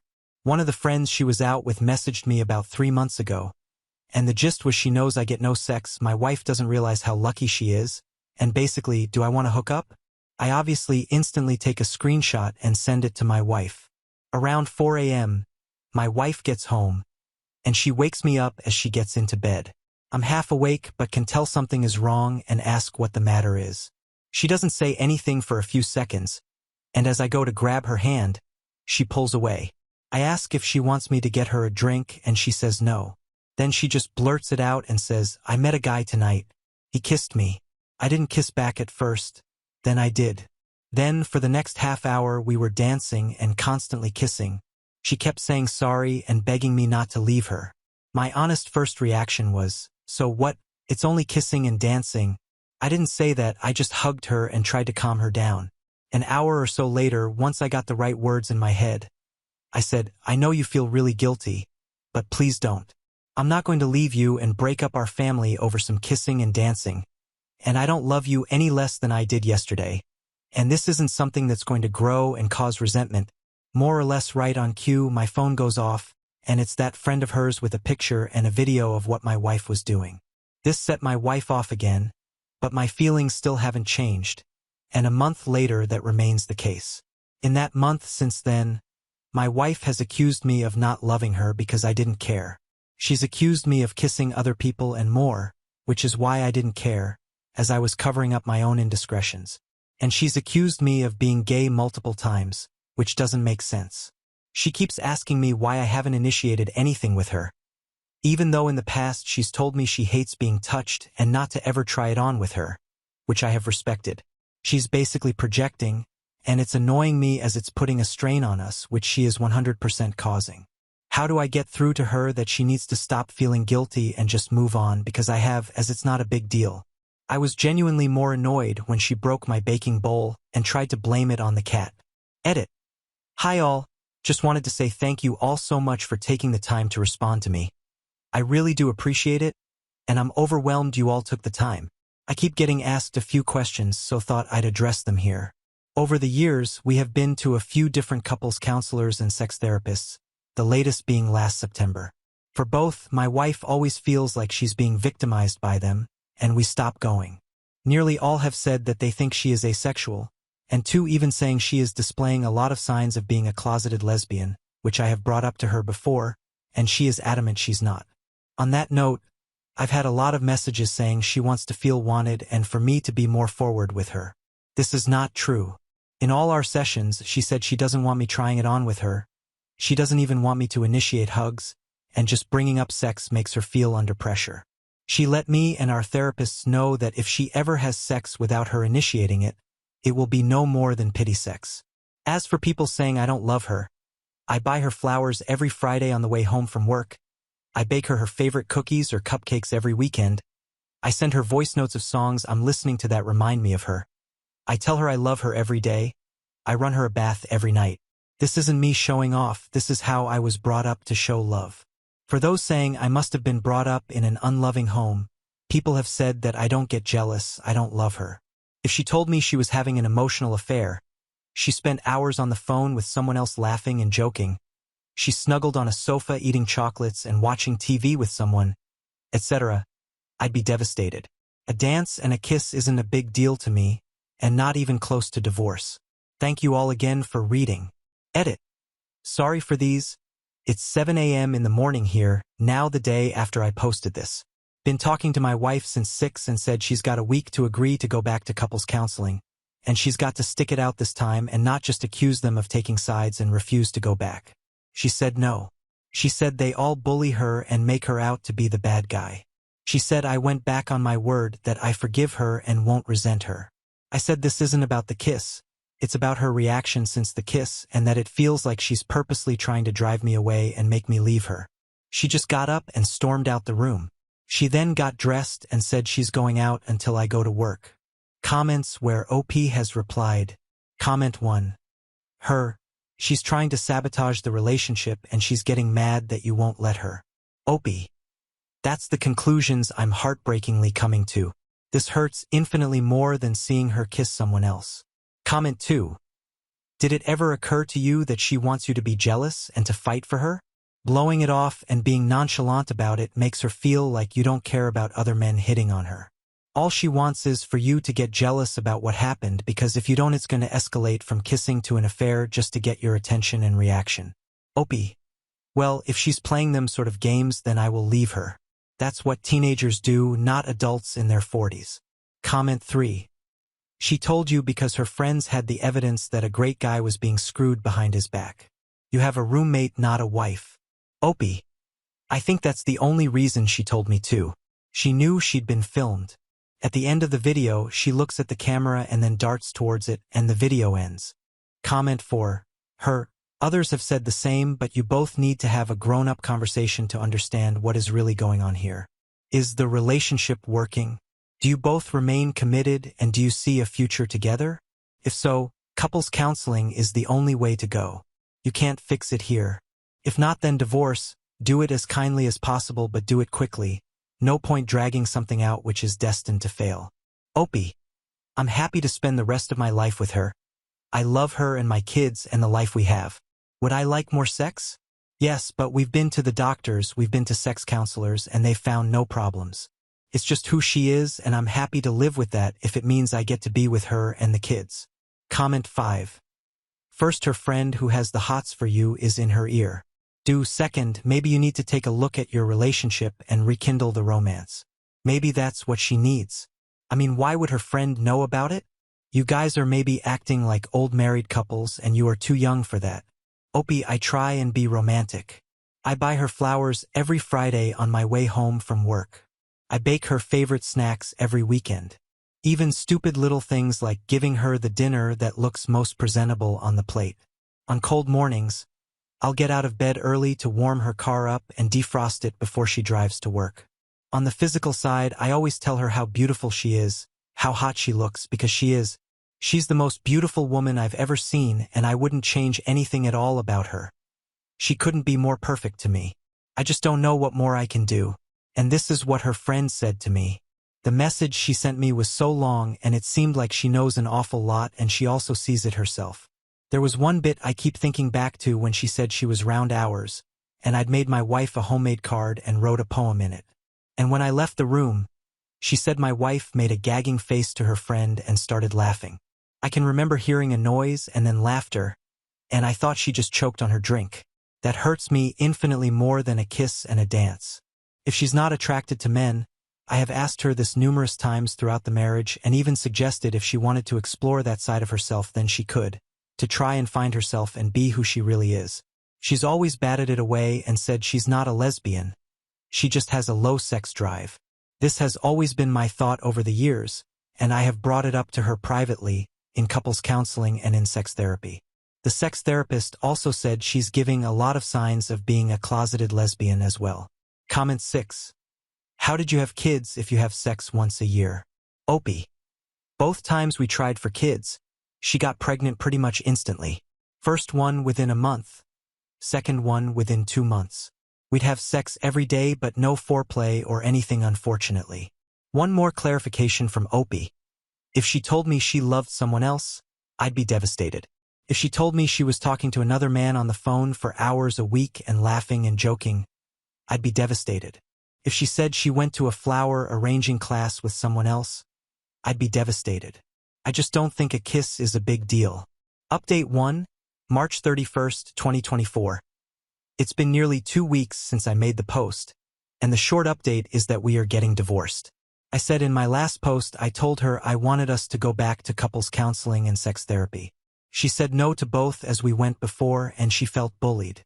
She said at sex therapy that unless she initiated touching, not just sex, any touching like hugs or hand-holding, it will be against her will and will be for/pity affection from her. The sex therapist said that's very unreasonable, and that's why she felt bullied there. I tried to ask her a few questions too. Are you a lesbian? Or at least bi? Don't be stupid. Are you asexual? I'm not a teenager with a stupid label. What did he have? I don't know. Nothing. I just wanted to do it. Why don't you ever want to do that with me? Don't know. What can I do to make you want to do that to me? Don't know. Do you want me to take the initiative and try it on with you more? No. I'll tell you when I want it. Don't guess. So, she refused the therapy and gave me no straight answers. She has also said I've gone back on my word about not letting the kiss split us up because now it is. I said it's not the kiss, it's your behavior since then that has caused me to want a divorce. She said as it's my decision to divorce and it's all my fault, then I should be the one to tell our kids, and she will have no part of it. That was hard. As soon as they were told, my wife left for her sisters, and in the 3 days since, I haven't heard anything from her. I've tried speaking to her about the kids as they miss her, but she reads my messages and ignores me. A lot of people asked about the friend and why they still talk after she tried it on with me. How I understand it is, my wife tried to get the friend group to cut the friend out, but they all pretty much refused, and so my wife just chose to ignore her in group settings. On the night in question, the friend approached my wife and told her if she didn't tell me, she would send me the video. So my wife didn't tell me because she felt guilty, but because she was forced. I've also spoke to a couple of other friends in the group and asked what's been going on. I'm not privy to. Apparently, my wife was sexting her friend's boyfriend a couple of years ago. My wife has also been boasting about how she has me under the thumb and she gets away with giving me nothing, and I'm too scared to ask. The friend apparently saw me out shopping one day and decided I was now more, and thought she'd try and exact some revenge on my wife, so she didn't really want me. I was just a pawn in this weird friend group's one of many internal beefs with each other, which I found out about in the last few days. Basically, they all seem to hate each other and mess with each other's partners. I'll be honest now, and I feel incredibly guilty about it. But when she left, my body and soul seemed to take a massive sigh of relief. It was like a black cloud that was dripping eggshells on the floor for me to constantly avoid. Is gone. I feel terrible for feeling this way, but I feel like I'm my 6 feet 2 inches in height now. Rather a browbeaten 3 foot who was scared to even say anything for fear of being told I'm wrong or insulted or ridiculed. It's like the blinkers have been taken off. Spent the day today baking with my kids, eating Easter eggs, and watching cartoons, and I haven't stopped smiling all day.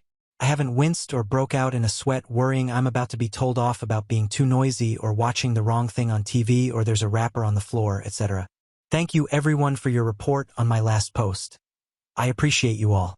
Now for some comments where Opie replied. Comment 1. She sounds like a really horrible human being.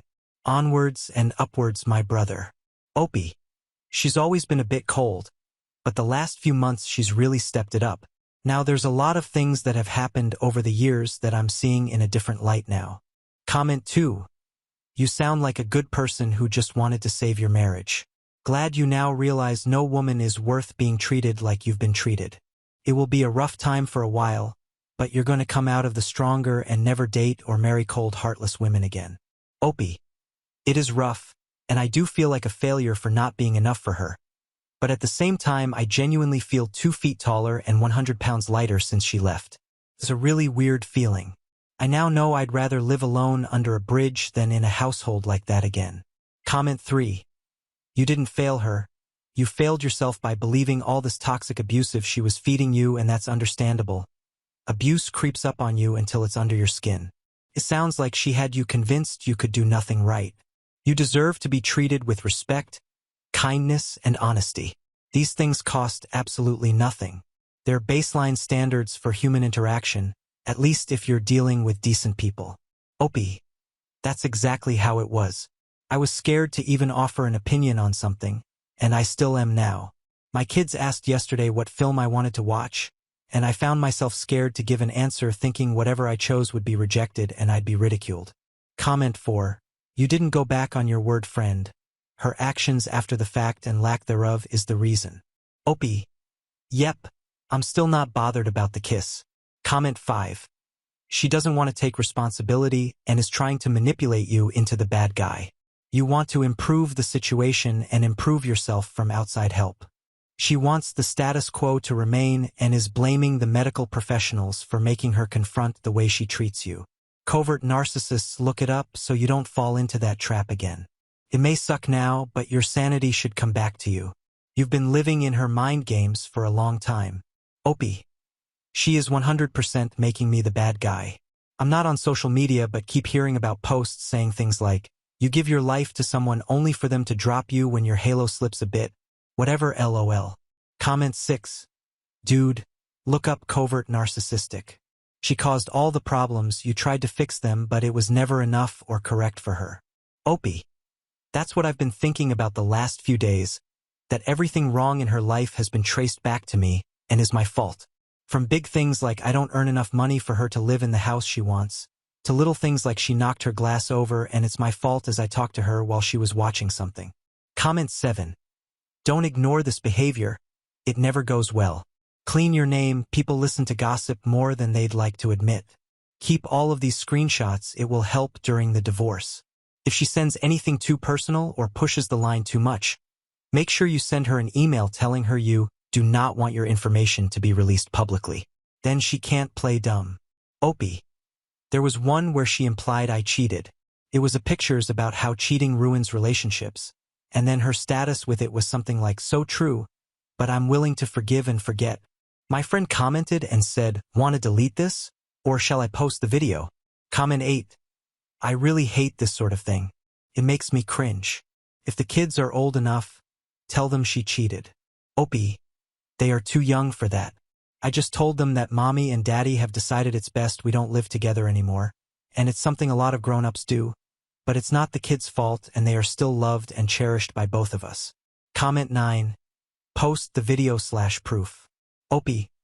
I've got that video and all the screenshots of her sexting her friends' boyfriends, and also there's some screenshot of a WhatsApp group chat where she has been posting pics for strangers to comment on, but it's blatantly her as she has a tattoo under her boob which is unique to her. There are also some other videos and pics of nights out which her friend group have sent me. Comment 10. Keep records. UK courts probably won't care as much about the cheating so much as the abandonment. Opie. Yeah, agreed, the courts don't care. It's more for my own sake if she tries to twist it on me and say I left her for no reason and she did nothing wrong. I'm keeping a record of her not answering the phone to me or my eldest son, and also how long it's been since she left, and that she left of her own accord and has chosen to not come back. Comment 11. Don't take her back. Opie. I'll never take her back. I know a lot of people called me spineless in my last post, but I'm one of them people who once I make a decision, I stick to it. Comment 12. Finally, update us when she realizes the grass ain't greener.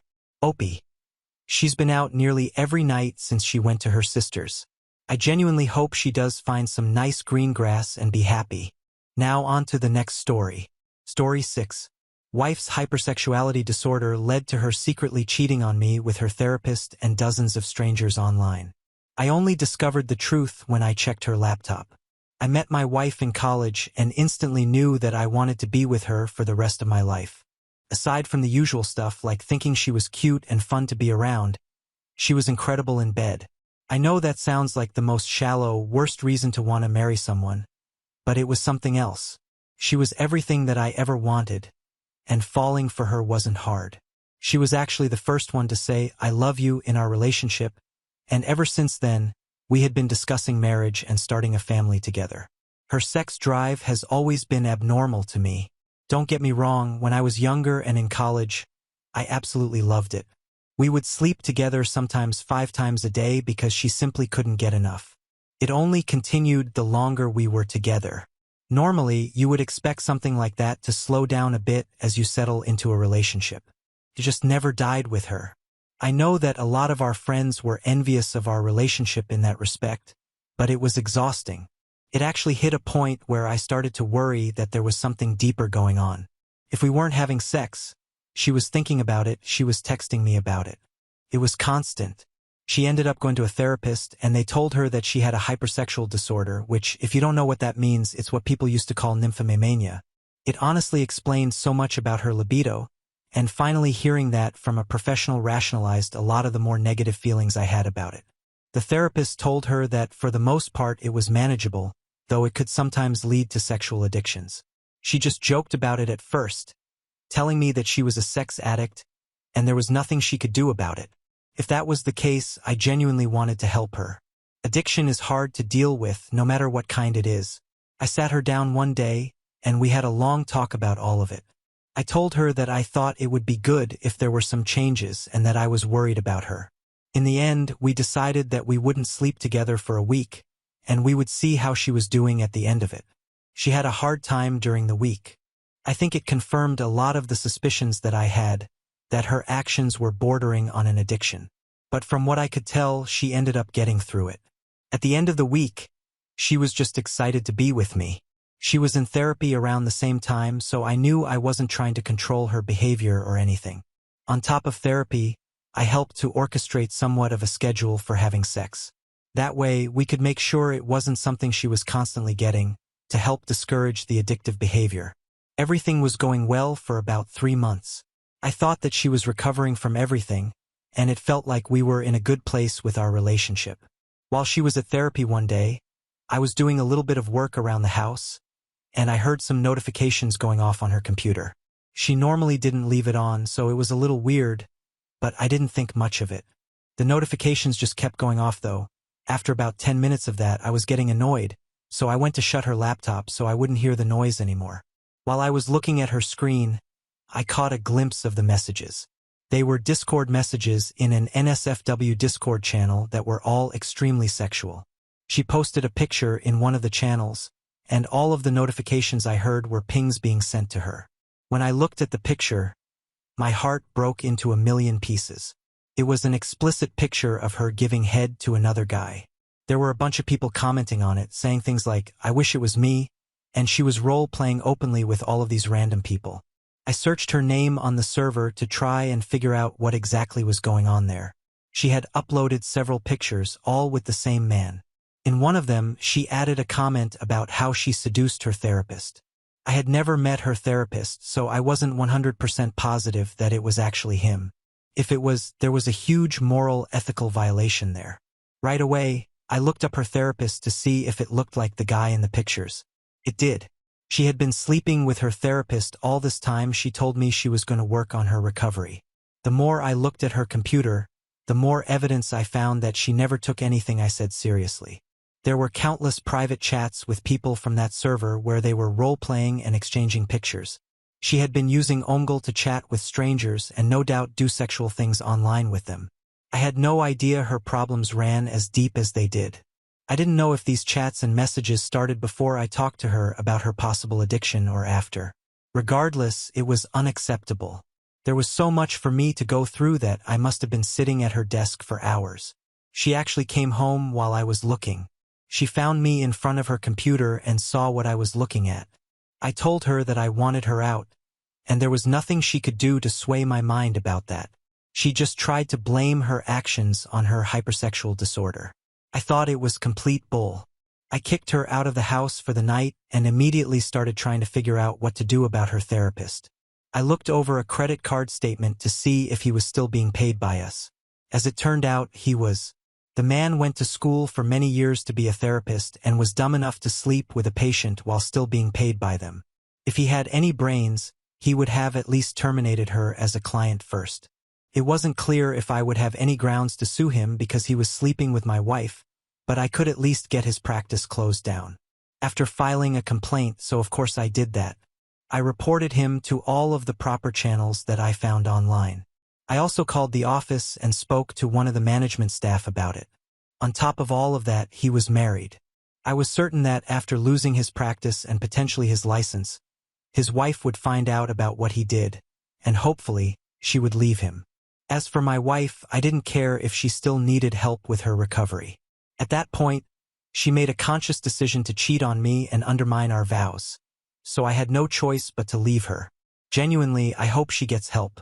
She is somebody that I've had a lot of love for, and I don't want to see her hurting in any way, but I can't be a part of her life if that's how she's going to behave. We finalized the divorce, and I ended up selling the house that we lived in because I couldn't stand knowing that something could have happened there that I didn't know about. Now on to the next story. Story 7. How to confront a cheating spouse. I can't call her my W anymore. That word was sacred. It had intrinsic meaning.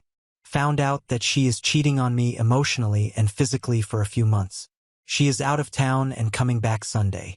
I have made a decision that I am done. I need to talk to divorce lawyers on Monday. My question is, how do I confront her? I don't want to see her ever again. Can I just write a note and say, pack your essentials and leave the house when she gets back while I go away for a few hours? Can I say that you have 4 hours to process and get your things and leave the place I thought was home, and then in the next couple of weeks we will arrange a formal separation? We have both of our names on the place, but I bought the place many years ago, and she just moved in after. This was a complete commitment. I added her name on the title because this was our home. Would asking her to leave the house be illegal, as she has her name on it too? Update 1. I really hope this pain goes away someday because I can't live like this. I am in a dark place right now. I am hurting so much inside that my heart pains physically. This is the 11th day since I discovered that my wife of 18 months was cheating on me emotionally and physically for around 2 months. I wasn't the perfect husband. Far from it. She was unhappy. I wasn't emotionally available and did not open up. She tried talking to me. I gradually started to communicate, doing more things, but it wasn't like I never showed love and affection. I did, but it was not enough all the time. She started spending a lot of time on her phone talking to this guy who was at our wedding. His wife had cheated on him and divorced him. He was there to talk to her. She had harbored some negative feelings against me from the time when we were dating. She wouldn't let it go. She did not remember all the things I did for her. Instead, she chose to remember the things I did not. There were many times I would just not be able to communicate to her because her silent treatments were just too much. I wish that I can go back and correct all those things I did wrong. Wish she told me that our marriage was at stake. I would give anything for her and our relationship. I found out and filed for divorce, and she moved out 2 days ago. I have spent the last 11 days in the worst possible way. I have paced in the backyard for 5 hours, screamed my heart out, bawled. Gone without eating and sleeping for 2 days now. Only eat once a day, sleep for 2 hours. I don't know how I can go along like this. This pain is way too much to bear. I thought it will get better with time, but it keeps getting worse. I know I can't kill myself because I can't give that pain to my parents and brother, but I also cannot keep going like this, have a normal life and job. I don't know what my future holds now. Update 2. Surviving after wife's infidelity and gaslighting. On December 1st, 2022, I found my wife's Apple Watch messages between her and our friend who was her friend before. This friend was at our wedding with his wife. His wife was cheating on him with her coworker and ended up marrying him. His divorce was finalized around March 2022. My wife and him started talking more after I asked her about it, and she said he is going through a divorce and is depressed and I am just helping him. I had no reason not to trust her because our marriage was great. I loved her. She loved me. I believed she even helped him set up his dating profile late in the year so that he could move past her wife. Later in 2022, late September, early October, she tells me that our marriage is broken and for it to work, we will have to restart and that she doesn't want to have kids when we had clearly talked about it. This was a total surprise. I tried very hard to make her happy, Do everything I can think of that she will appreciate, while she is acting strange and stranger every day and making me think that our marriage is bad because I don't ask her questions about her, what she is feeling. I thought to myself, maybe I am not a good husband. First week of December, we were supposed to go to this concert in Johnson City, Tennessee. She says she doesn't want to go because she doesn't like the band, and she has always does things I've wanted to do. We plan to go to her parents' cabin in Southeast O and drive separately so that I can go to Tion after that. While we are packing together, she decides that she is done packing and says she is leaving abruptly. Says bye without even looking at my face and leaves. I still think, okay, maybe we will spend 2 to 3 days alone at the cabin, do our favorite hike together, and things will be good.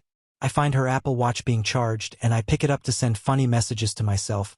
But then I see a notification or message, don't remember, and I open the conversation between them and my heart sank and it physically hurt. Update 3. I filed for divorce on December 6th after confronting her on December 5th and finding that she is justifying her cheating. I later learned about the word gaslighting. I asked her to move out and she did. Pained me to have to see her moving, going through the trouble. I was so worried, where is she going to go? This was her house and she left hers to be with me, but I was not going to leave my home either. After she moved out, I bawled, screamed, cried, and a week later decided to do marriage counseling, and I wanted to give us a chance. I don't know why. I didn't know if I was going to be able to take her back. Maybe it was a 50-50 chance, but missed her and cared about her very much. I love this person from the core of my heart, and we had made so many wonderful memories together. Being with her made me truly happy. I laughed with her till my stomach hurt, and even then some, which I hadn't after leaving college and starting corporate life and leaving my college friends in town. We spent January and February 2023 in counseling. I told her I'm willing to do everything to make this marriage work, but only on one condition, and that she never contacts this person again. She agrees to it. I did individual counseling too, all this time thinking if I take her back, how am I going to ever trust her? And that I don't want to live that life. When she leaves the house, I wonder if she is going to meet up with him. We had a shared Mint account where all of our accounts were together, and you can see all the transactions. One day, I logged into Mint because there was an auto email, your credit score went down. I see transactions of a restaurant she likes which is nearby this guy's house, and then I found she made a purchase at prowrestlingtees.com. This guy is into wrestling. I also drove to his house and see her car parked there. I decided that even though it hurts so much, my marriage was over, and there is no saving this. I had promised myself that if I found out that she is still cheating, I will never see her or speak a word to her ever. I have not since. This was end of February, I think. I went through the transactions on Mint and found several transactions which were made to support their relationship, which reminds me I also knew about this expensive Valentine's Day flower she sent to him in February 2022, and she herself told me about it and said it will make him happy because he is alone. This V-Day, I had my lawyer send the settlement letter. She has hired an attorney, and I don't know what is going on, but neither are they accepting the terms of letter or making a counteroffer. The settlement was straightforward. She keeps all her accounts, investments, retirements, house, and I keep mine. She did email me in April to file joint tax returns because I did our taxes. I ignored it and filed it single separated. She asked me to take over one of the utilities, which I did immediately. I have made myself busy in the last 3 months. I have done some projects around the house, traveled a bit domestically, and went to Patagonia to do the W-Trek. Do things outside, walk a lot, but there are times it becomes very lonely. I almost cry. I have dreams where my house is on fire or someone is stealing from my house or someone is attacking me, and I can't move to stop them. I think about her every day, and I like to say her name every now and then. I still love her. I pray to God that she is happy and safe. I also tell myself she is not the same person you loved anymore. I think someone made this comment on my previous post, and I think it's true, and that I have lost her in a way. I don't know if I will be able to ever trust someone in a relationship, which I don't have any interest in anymore. I do wonder if I will be that lonely old guy, but I am doing better than I was in January. I thought it was the end, but there is so much to life, and I am so lucky to be able to experience. I'm going to see you a couple of times in the next few weeks and hoping to get some great hikes in. I will live my life to the fullest. I have been almost a daily visitor to this subreddit, and the support I have gotten from you guys has helped me immensely. Thank you for the words. Thank you for the kindness. Now on to the next story. Story 8. My fiancée issued a severe ultimatum, demanding that either I agree to have her parents live with us or else. Obviously, this comes off as a rich people problem, but up until 5 months ago, I was still living in a one-bedroom apartment, working at a rather large supermarket retail store making 12 hours and going to be paying off college debt until I was in my 60s. My fiancée is still working her nursing job and we've been fully living together for 4 years. Some background into our relationship: we met 6 years ago. There were literally zero issues with us dating. When it came to some sort of conflict, we sat down, explained both of our sides like adults, and generally fixed the problem. We've rarely gotten into arguments and have the same end goals in life. Children, grow old together, die, be buried next to each other, and have fun whenever we can. I've always had an incredibly distant relationship with her parents. When she introduced me to them, they both stated they didn't like me to my face and thought I wasn't good enough. Her father even said, "Not in my lifetime," when I asked for his permission to marry his daughter, which I stated the only reason I was doing it was for an olive branch. My parents, on the other hand, love my fiancée. They scooped her up like she was one of us from the start, has never said anything bad about her in public, nor have they in private. She, at least in my parents' eyes, is the metaphorical second coming of Christ. During my grandfather's decline in health, I was the first one there. He just got old, and with being old comes complications. I stopped working my higher-paying job to work retail to have more time to take care of him because his other children were busy. This was a very stressful time in our relationship. I had just recently left my job, was not around often, and I myself was super stressed. Recently, I began the slow move of everything over there while we still have to live in our apartment until the lease agreement is up. There's nothing against the rules of me moving stuff. I brought it up to my girlfriend how taking care of my grandfather has really made me realize how important my family is, and that I wanted to know if it was okay for my parents to move into the new house with us. My dad could retire and my mom can spend the rest of her life relaxing, not stressing over Bill's SL debt, because I can pay that off over time. I'm not insane enough to pay it all in one go. She expressed how that was an amazing idea and how she'd like her parents to move in as well. I laughed at the idea and asked her if she was serious and why would I want to live in a house with people I don't like nor want to interact with. She explained that this could be a good chance at us healing old wounds and making amends. I explained that not only do I not want to heal old wounds, if it was up to me, they wouldn't be coming to the wedding. Obviously, this was the wrong thing to say, and now she's giving them the ultimatum of let them move in or the wedding is off. While I can understand her side, I seriously do not want to interact with them in any capacity.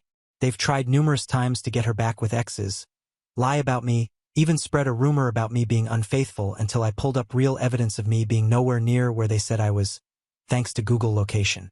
My fiancé knows all of this and still wants to try and rebuild a relationship with them. This past week I've been avoiding her with excuses, slight lies. I've been meeting with accountants, lawyers, wedding venue people, and jewelers. I've also been spending all-nighters at my grandfather's grave drinking with him and not getting back home until 4 a.m.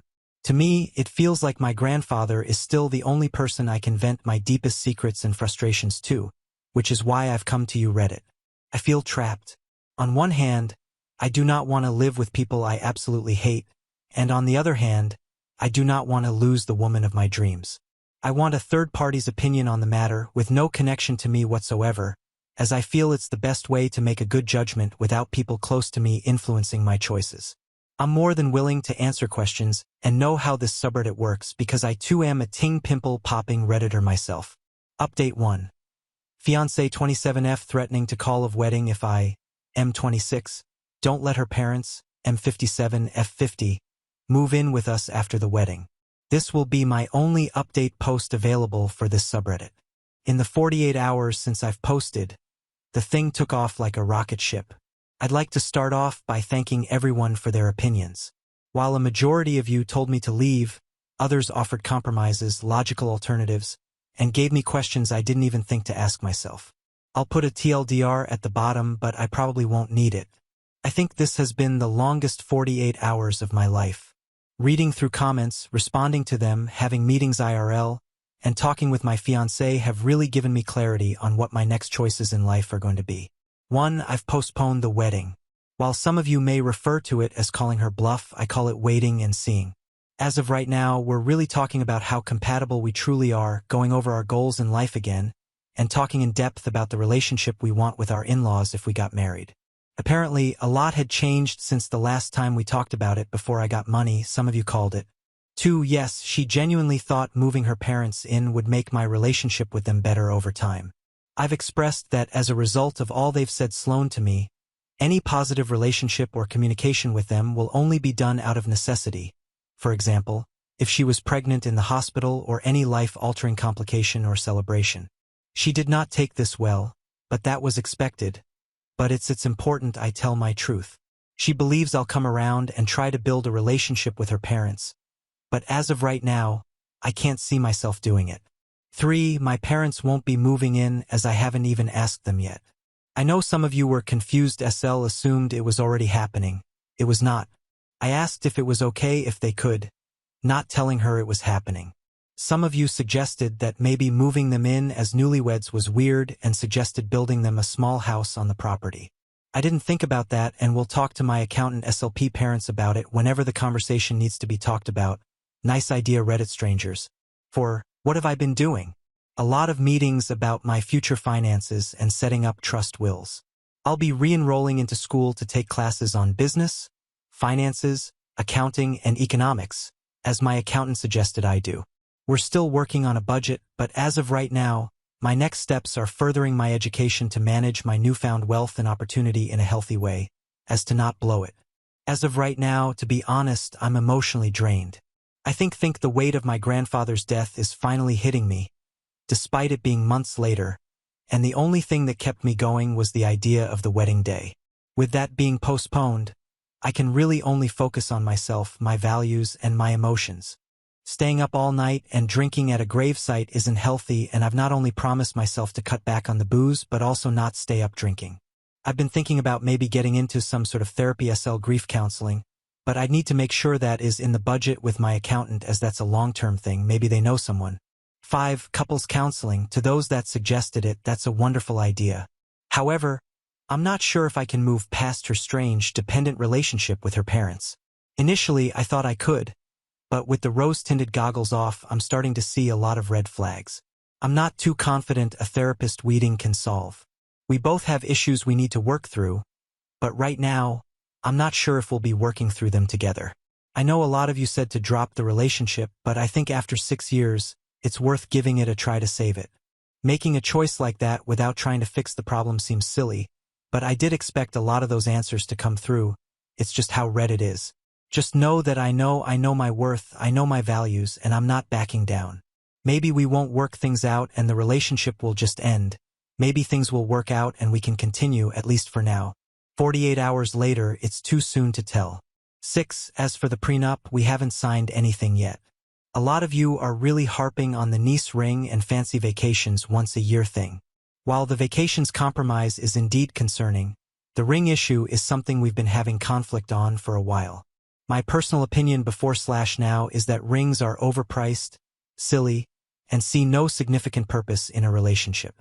She says that they're important symbols of love/commitment. The compromise to the prenup in regards to the ring was I actually buy her a better ring than I already had, which sounds super predatory in those words, but it makes sense in my mind.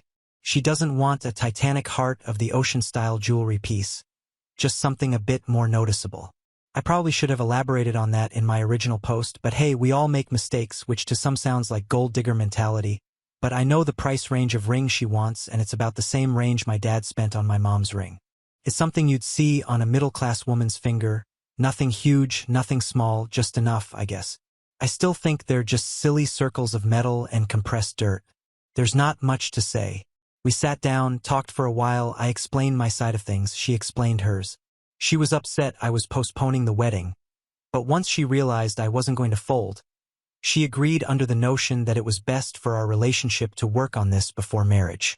Right now, I'm taking a step back from her to clear the air and give us time to formulate what we want on our own.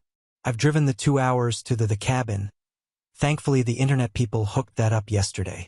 I've talked to my parents, not about them like moving in, but about the situation as a whole, leaving out I went to the internet before I went to them. While my dad can't just abandon his job, he sends his love and support. My mom is currently making the 18-hour drive, so I wouldn't be alone by myself. I've gotten attempted phone calls from the in-laws within the last 24 hours, but I've watched them ring and went back to doing my everyday tasks like lawn work, meal prep, reading, binge-watching Netflix. It's strange, but right now I feel happier alone right now than I do with fiancé. Maybe it's some sign that it's not meant to be, or that I've finally been able to relax for the first time in years and I've found comfort in solitude. Maybe I'm happy my mom is going to cook me my favorite dinner as a child to cheer me up. I think as of right now, though, I have a lot of work to do, not only emotionally but also literally. I'm thinking about doing some telework just to still have a mainstream of income part-time, as I'll probably get bored of being jobless in about a week. I need some hobbies now. Now on to the next story. Story 9. My girlfriend of 10 months is mad that I won't put her name on the deed. I've been dating my girlfriend for the last 10 months and things have moved very quickly, to say the least. We started living together about 1 month into the relationship, first at my condo and now at her mom's house. Our relationship has been great overall and we both love each other a lot, though my parents disapprove because they are worried they are after me for my money. I am a physician and she works in a fairly low-paying and unstable field.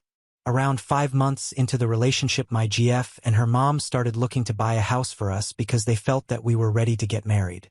For me, I felt that we were moving too quickly, but I couldn't think of any reason why I didn't want to marry her because she is so caring slut and I'm happy with her anyhow. So, I was initially hesitant to jump to buying a house with my GF so soon, but they were saying that the house prices will go up in the future and that they had found a plot with extremely good land and future value where we could build a home, so I decided to go along with it. We just recently finalized the purchase agreement. They don't officially own the title yet until the house is fully built. So far, we only had to make the down payment of 20%, which amounts to about $203K since the house is worth 1.1 M. Because of her unstable income and she was in quite a bit of debt, I ended up having to make the entire 20% down payment, which took a $13K loan from my parents and $20K from my own bank account. It was a pretty stressful process, to be honest, and my GF didn't help much. She was playing games while I was asking her how I can pay for this down payment and didn't really offer to contribute at all. I put the title of the house in my name because I felt I had contributed all the money to it. She wanted to have her name added to the title. At first, I promised her I would add her name and we would split the house 50-50 without thinking. But then I talked it over with my parents and close friends and they advised me to keep the house under my name since I had put all the money in and since we weren't yet married. They urged me to discuss this with my GF as soon as possible, which I did tonight. It made me realize I hadn't really considered what would happen if we broke up, and since we had been cohabitating for the past several months, we might be labeled as common law, which means she could claim 50% of the house. When I mentioned it to her, she got extremely upset, saying that I was being very selfish and cold-blooded and that I was questioning the future of our relationship. This was not the case at all, but I just wanted to plan for the worst-case scenario. I guess a part of me still fears being taken advantage of. She started crying and then her mom came downstairs and basically scolded me for 2 hours, saying I should not have brought this up and that I shouldn't listen to my friends or my parents because they are not always acting in my best interests and wanting to break us up. I was very taken aback by this as I felt she was attacking my friends without even knowing them. She made a point of saying I shouldn't learn from my friends. She then said me bringing up the title of the house was done in a very hurtful way, and she said I didn't have enough love in my heart, that I was thinking in such calculating ways. I told her that it's easy for her to say that when they haven't put any money into it and rely solely on me to pay for the house. I mentioned it was inconsiderate of them to start shopping for a house when they didn't have a solid plan for how to pay it off except relying on me. She and her mom told me that in Chinese culture the husband is supposed to buy the wife the house. I pointed out that we weren't even married yet, and she said me bringing this up, man, I wasn't planning to marry her at all. Then she said we were basically married because we were living together, which didn't make logical sense to me. Then she tried to guilt-trip me by bringing up how I was living in their house rent-free for the last few months, and I told them it was not the same as buying a 1.1 M house. They kept insisting it was the same principle and that I should give to them what they have given to me without thinking about fairness or equality since we are a family even though we aren't married yet. I guess deep down, I do still have reservations that there is a small chance they may be conspiring to use me for my money based on the fact that they have been struggling financially and my GF has not had a stable job and that they seem quite eager for us to get married and have kids and buy this house all within 1 year. I have expressed my concern about moving too fast and they were always quick to discredit the opinion of my friends and family and claim that I should only listen to myself or them. They just keep asking me what are you waiting for and won't accept my answer of I don't know, I just need more time. Her mom told me I won't ever find someone better and that I need to put a ring on it right away. Of course, I cannot discuss my trust issue of the money with them for obvious reasons. I am feeling a bit gaslight here, but I also feel like I could just be being cold-blooded and selfish for thinking about money and not love right now. I am torn between feeling like I am being overly paranoid and selfish and insensitive by bringing up who owns the house or whether I am being manipulated and gaslight. Would appreciate an unbiased opinion here, thanks. Update 1. My GF30F is mad at me 27M for not wanting to put her name on the title of the house. Hey everyone, just wanted to update you all on what happened. So, my original post was regarding me and my girlfriend buying a house together and her getting upset that I didn't want to put her name on the house title. As a brief summary, my GF and I have been together for 10 months and started to look around for houses after about 6 months together. But our relationship ship had moved very fast and we moved in together after 1 month, so we have spent more time together than some couples that have been together for 2 or 3 years. Not sure if this matters though. I have a very stable high-earning job and she was initially earning a lot when we first met, but fairly soon after, she had to change careers and now her income is very unstable. We found a plot of land to build a house worth 1.1 mil. I put all the money onto the down payment, though my GF's mom promised she would contribute 300K. A discussion with her about rights to the house caused her to feel hurt and then her mom intervened and said some very manipulative things. I reminisced about our relationship. The good. She is extremely sweet and caring 99% of the time. When we first met, she bought me an iPhone and would buy me thoughtful gifts all the time, even later when her finances were not doing as well. She is also extremely affectionate and even now, always displays her affection to me, even when I'm not paying attention. Some have said this is love bombing, though it has been consistent throughout our entire relationship. That 1% was her being upset or frustrated and her tone of voice would be condescending or disrespectful, though we were always able to settle our disagreements very quickly. She was, and still is, a very reasonable person to talk with and I feel like we can work together as a team to solve problems. She is very emotionally mature and often knows me better than I know myself. I have learned so much by being with her and feel I've become a more caring person and in some ways more confident and capable. She is very thoughtful and always remembers the little things about me. She remembers all my favorite snacks and buys me them every month until recently when finances were a struggle. Overall, when I was with her, I felt happy and full of love. We were basically inseparable. I took a trip with her recently and made unforgettable memories. The bad, there were a number of red flags. Our relationship moved very quickly. We moved in after 1 month of seeing each other. We were spending all day, every day together with no boundaries. She had planned out opening up a clinic with me as the doctor at the clinic with a 10-year rental contract which I would be locked into and responsible for paying overhead. I learned soon after we started dating that she was making a lot of money by working for this wealthy doctor who had a romantic interest in her. She cut off all personal contact with him after meeting me, though continued to work with him professionally even after he confessed to her. For 2 months, she told me she worked with him until she could find alternate jobs for her friends who worked under her, but it was still suspicious. That said, she never hid anything from me, and I always felt I could ask her anything about this. My parents have said for months in that they didn't trust my GF or her mom based on their words and expressions and red flags as above. Not to say Ty have always been right, but they do always have my best interests at heart. She told me very early on, about 2 to 3 months in, that she knew I was the one and wanted to spend the rest of her life with me. She wanted to get married but said she would wait for me whenever I was ready. While this felt nice, I also felt it was suspicious she was so ready to commit after only a short amount of time. She has always been a very headstrong, confident person who didn't question her decisions. Also, She isn't keen on doing housework and will feel tired just from cooking for a few days or washing some dishes.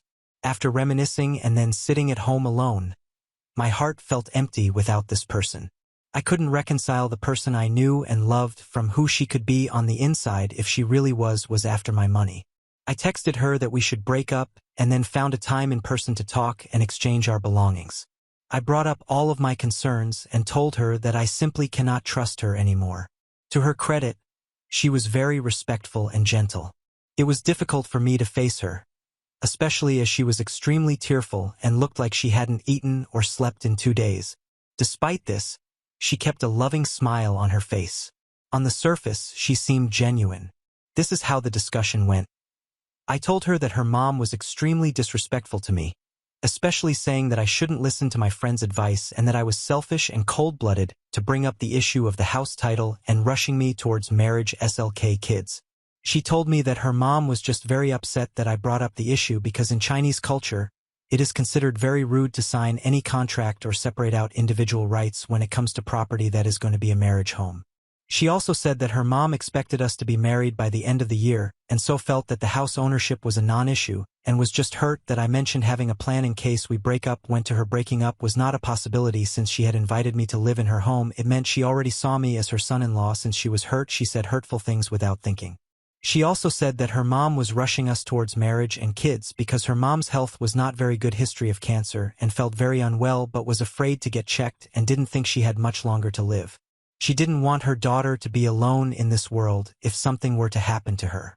She also said her mom had heard bad things about this friend of mine who gave me the advice to have this conversation since I told my GF that this friend of mine cheated on his ex-girlfriend and got together with that girl, so her mother felt that my friends were a bad influence on me. She told me she herself never rushed me with marriage or kids, which is true, and it's true that she told me she didn't even like kids in the past but wanted them because I did. She said we could get married whenever I was ready, even if that meant she had to get a stable job first. I told her that I was very stressed about making the down payment on the house, and I had brought this up with them, and they said they didn't have any money at the moment to help. To be fair, her mother helped me get an extension on part of the down payment, $53K out of $203K, by talking to the builder but expressed no intention to pay any of the down payment. She said she asked me whether I had the money to make the down payment and I said that while difficult, I did have the means to do so, and she said she fully intended to honor her mom's promise to pay $300K toward the mortgage, but the money was not ready yet. She also said that if it meant getting back together, she would be willing to take money out to pay for half of the down payment. I told her it was too little too late and that her previous actions suggested she had no intention to pay at all. I asked her why they started to look around for houses before they had gotten my agreement, and they said at the time, they were just browsing the market without an intention to buy. At the time, I was on board with the decision to buy a house, though we didn't discuss any concrete plan for how we would split the mortgage in the future. Also, since her mother had voiced about her culture that it was customary for the husband to buy the wife a house, I was concerned they wanted to put all the burden of paying for the house on me. I expressed that I felt unsupported by her during this time. She said she did ask me if I would be able to pay the mortgage in the future and showed me some calculations of the future mortgage. I told her it would be difficult and I may need her help, and she said she would help as much as she could, but it wouldn't be 50-50. I was okay with that. However, I told her that based on the fact that they didn't help me with the down payment and she doesn't have a stable job right now, I could not count on her to contribute to the house in the future. She promised me she would look for a stable job in the next few months and that we didn't need to buy the house if I didn't feel ready. Through it all, she was very tearful and seemed genuine, and I was almost swayed.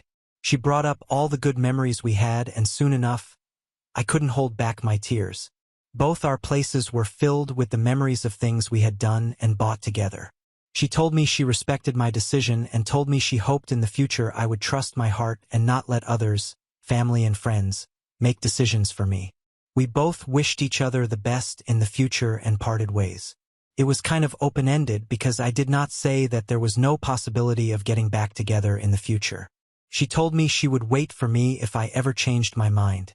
Afterwards, I went home to my parents' house and analyzed everything that had been said, and all came to the conclusion that even though there was a chance I was wrong and I just let go of someone who truly loved me with all their heart, that there were too many red flags for me to ever fully trust her again.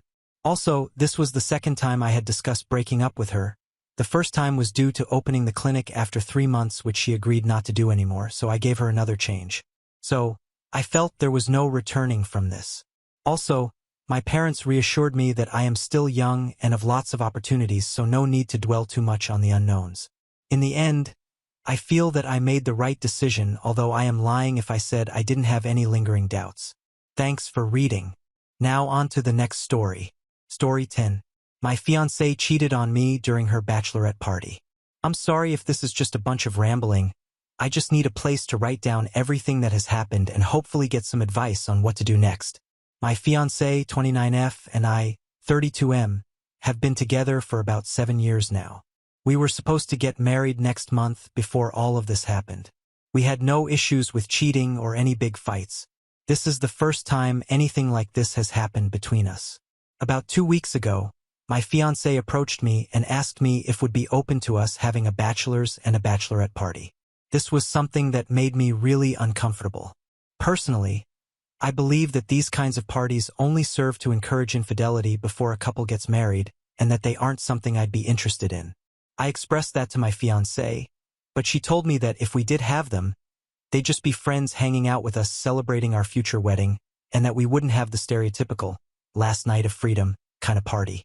After talking for a bit and establishing some boundaries, we agreed to have the parties on the same day, which happened to be this past last Wednesday. When Wednesday came around, my friends came over to our place for a game of D&D.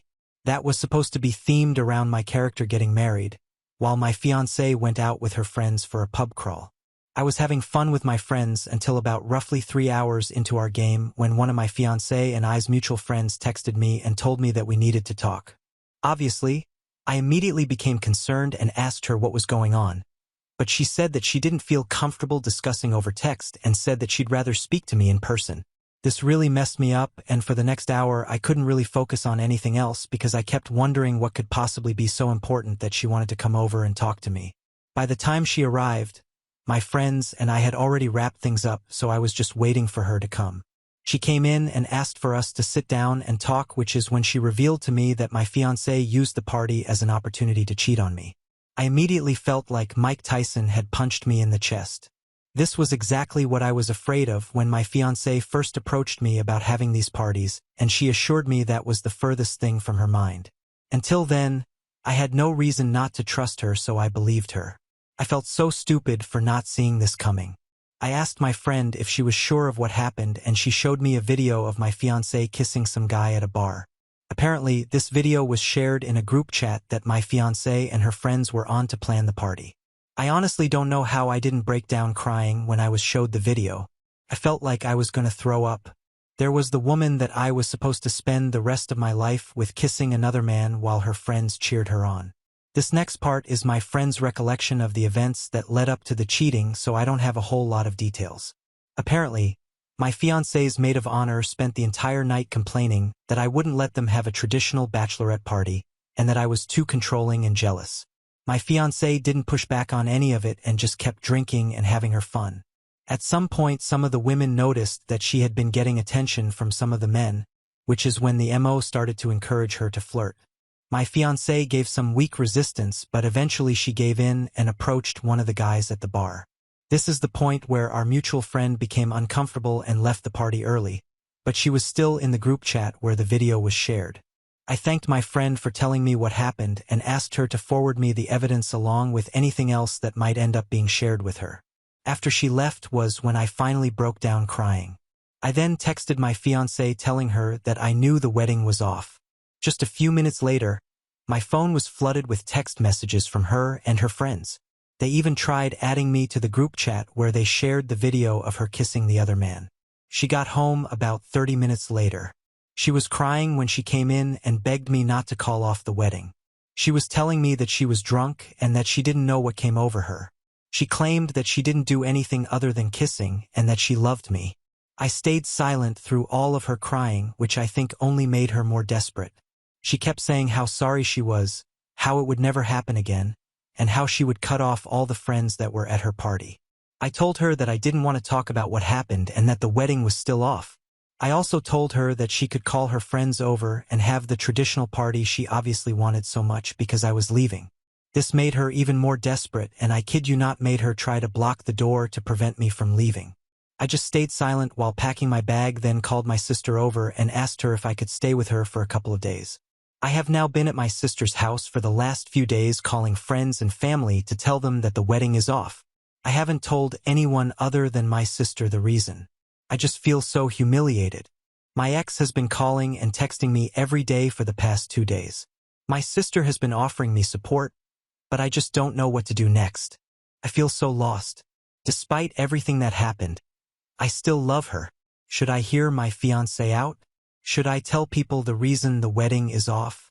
Is there any hope for reconciliation? Update 1. Didn't think that I'd be posting an update after everything that has happened, but a lot of people asked for it, and I feel like writing down some of this stuff might help with putting this all behind me. Not really looking for any advice here, just putting my thoughts out there. As I said in the last post, I called off the wedding. At first, I didn't tell anyone the reason, but as people here pointed out, it was something that I had to do if I wanted to get ahead of this. So I started calling people again and let them know exactly why the wedding was off. It was a humiliating experience to tell people my fiancée made out with some other guy while her friends cheered her on. But everyone has been really supportive, especially my parents and my sister. I also called my ex's parents since they helped with some of the expenses of the wedding, and I want to let them know that they should try to get their deposits back. To my surprise, my ex's mother picked up the phone. She already knew everything that had happened. Apparently, my ex told them everything. I did ask her some questions to see just how much they knew, and everything seemed to line up with what I knew happened. They didn't try to make me stay with my ex or anything. As for my ex herself, she and I did meet once to discuss everything. She begged me for a second chance and even said that she would cut off her friends who enabled her and suggested that we could go to couples counseling. I told her that I don't want to spend the rest of my life being her warden, making sure that she isn't hanging out with people I don't approve of, and that if we began a marriage already going to choose therapy for something as big as this, then we were already doomed to fail. I also told her that I can't see how I would ever trust her again after she did the exact thing I expressed my concerns about, and that a marriage can't survive without trust. So this is where I am now. I'm single, and I think I'm going to stay that way for a while. It still hurts after spending 7 years together with this woman, but there's just no trust there anymore. Anyway, I don't think I'm going to post any more updates. As far as I am concerned, I am ready to close this chapter of my life. Now on to the next story. Story 11. Me, 25F, with my boyfriend, 23M, 3 years. He can't accept that I'm vegetarian, and I think he's trying to trick me into eating meat. Me and my boyfriend have been together for 3 years and have lived together for 1 year. I've been a vegetarian since I was 11 years old through my own choice. No one else in my family is veggie. My BF eats meat. Although my dream ideal partner probably would be a vegetarian, I view this as a Dan Savage price of admission for an otherwise great guy. Usually we cook veggie meals and he adds meat to them. If he wants a meal where that doesn't work, we just cook our own things and eat them together. The cooking works out to about 50-50, and so does the cleaning, so I don't think the problem is with that. He eats meat most days. I have no problem with meat in the flat. Cook it. That's all, 'cause it grosses me out. Meat pizzas and stuff like that I don't mind, but nothing that involves really touching the meat. Recently, he's been really obsessed with my vegetarianism in a way he never had before. He's always made stupid jokes, but that's a better reaction than a lot of people. He's proper grilled me about it around 4 times in the past fortnight. Anyone who's been veggie know how annoying those constant conversations are. He started genuinely saying that it's stupid, unhealthy, hipster, all that stuff. I've shown him the studies saying vegetarians usually live longer, that a veggie and even vegan diet is accepted unanimously by dietitians as just as healthy as a meat one. He just doesn't accept it. He has a far worse diet than I do. I don't snack, don't eat fast food, don't have sugary drinks, and he do all the time. We're both slim, however. He's been asking if I'd ever quit a lot too. I'd like to point out that I never bring my vegetarianism up in conversation, because usually people just try to lecture you. Whenever we talk about it, he brings it up now. There's been a handful of times in the past few weeks when he'll cook a meal for us and I'll notice that it's not vegetarian. Some examples. He made spag bowl saying it was corn when it just obviously wasn't. They don't look the same. When I pointed this out, he just laughed and said it was a brain fart and he forgot, which okay, whatever, I guess that could happen. He gave me a sandwich with ham on it. Another mistake apparently since he was making us both them and just put the ham on both despite this never having been a problem before. He made himself a bacon buddy and asked if I wanted an egg one. I say yes, and when I walk into the kitchen he's using the same pan that he'd used for bacon. He said he didn't know this was a problem, when he 100% did because he always swapped pans before this and it's not about the washing up because when he cooks I wash up and the other way around. He made chicken enchiladas and told me they were veggie. Luckily, I saw the chicken when I cut it in half. Same excuses, an honest mistake. I thus far haven't accidentally eaten any meat. I've been cooking for myself for the past week, but he keeps offering to cook for both of us. Am I just being paranoid? The idea of him sneaking meat into my food seems crazy, but it really seems like he is. Why would he even bother to do that? Update 1. So after posting, I stuck to only eating food I'd made and my BF got more and more antsy about cooking for me. I sat him down the next day and asked him the same stuff. If he had a problem with my vegetarianism, why he was trying to contaminate my food. Since I asked why and not if, he blew up demanding to know why I didn't trust him, how I could accuse him of this. He also kept trying to get me to explain why I'm veggie in the first place. But he knows this well, so I didn't let him derail the conversation. Eventually, after the most frustrating circular argument ever, he stormed off to our bedroom. We didn't speak that night or the morning.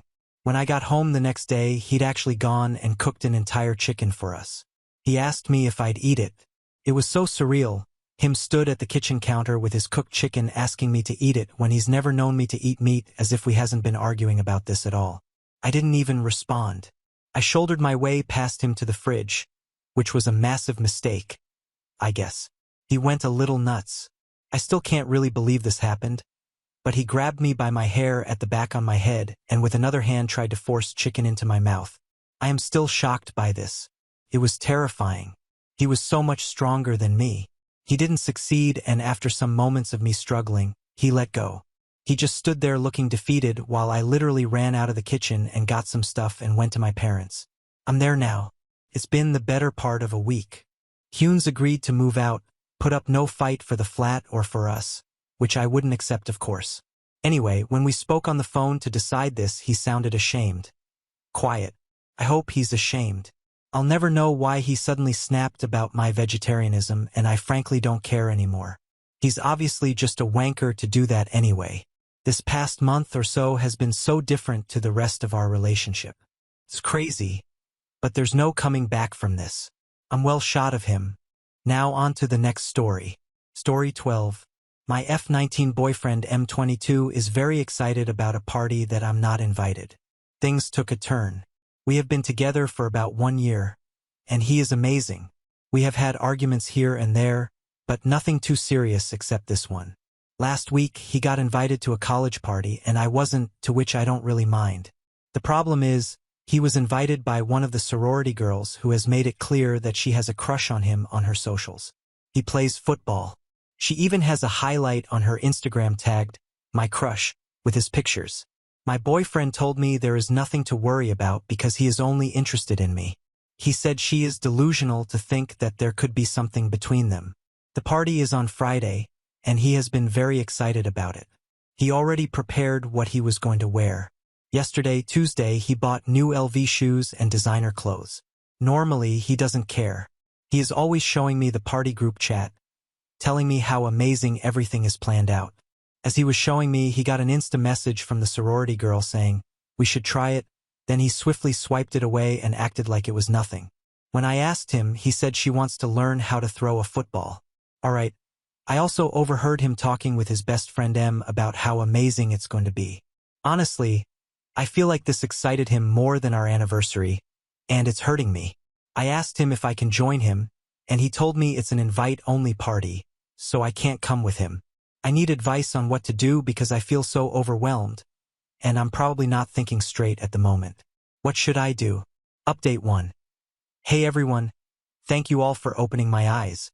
I didn't want to think the worst about my ex-boyfriend, but y'all were right. After making this post, I had a lot to think about and evaluate from the comments I received. Some were harsh to read, but I had to. I spent the next few hours crying alone in my apartment for a very long time. I have avoided the idea of snooping through his phone, but on Thursday night, I did and found very disturbing things. I went through his messages and took relevant screenshots of him talking to his sorority friend. But what I did not expect to find was the things I saw on his Discord. That's why I could not make an update earlier. He mentioned that I am his girlfriend to her and said he would leave me if she was up for it. He sent her flowers every Monday of the week since they started talking. Guess what? He has only bought me flowers twice in about a year. Since I could not go through everything on his Discord at night, I had to log in using a QR code on my laptop and found out he was messaging young girls, some as young as 13. The next morning, I woke up and rushed to my mom's house and turned off my phone. We talked for hours until I felt better, and she advised me on what to do. I cannot mention every disgusting thing he has done here, but they would send each other pictures back and forth. One of them was so in love with him, she would send him money and random gifts. Whether he reciprocated really doesn't matter, and I don't care. I wanted to kick him out of my apartment so badly, but I thought it would be better for me to pretend everything is fine for one more day. So I messaged him and told him I met my mom's till Monday. Let him have fun with the sorority girl because it sure will be his last. I took video recordings and screenshots of every conversation and reported him to the local police on Friday evening with attachments, and they got back to me on Saturday with a few questions. I told them where he was, and I am the sole reason he got arrested in the same designer clothes he had on Friday. After all this, I had started realizing how manipulated everything he said to me was. He was my second boyfriend, and I overlooked a lot of things because I was in love. Once, there was a girl looking for him outside our apartment, and she was at most 16. I knew she was in high school or had just finished by the conversation she was having on the phone, but it never hit me that he was grooming her. I feel so disgusted, and I probably need therapy to get through this. I no longer feel sad about him and the sorority girl. She can have him. He was on a college scholarship. I think that's gone too. Now on to the next story. Story 13. My 27F fiancé 27M secretly went to Paris to see a female friend. Fake names, throw away because my fiancé is a big Reddit user. My 27F fiancé, say Eric 27M, has a friend, Jane 20F, who lives in Paris, France.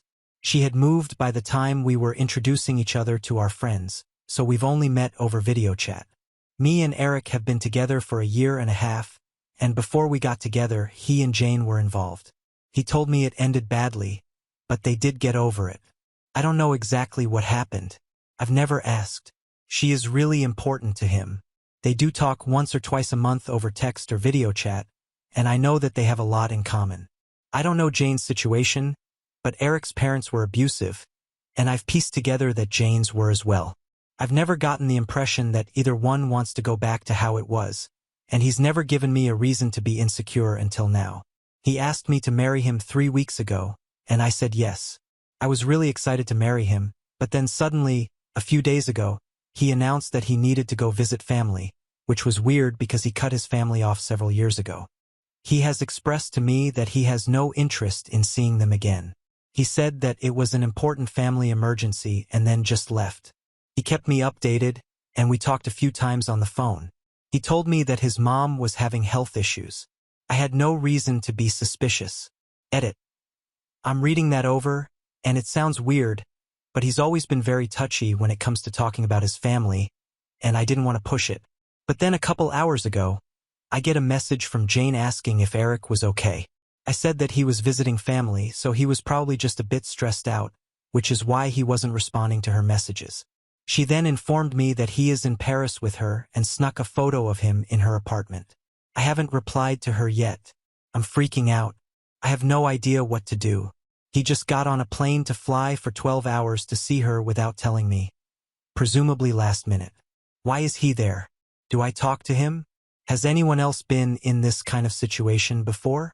Update. Thank you for all the comments and advice. I read every single one, and I appreciate all of the advice.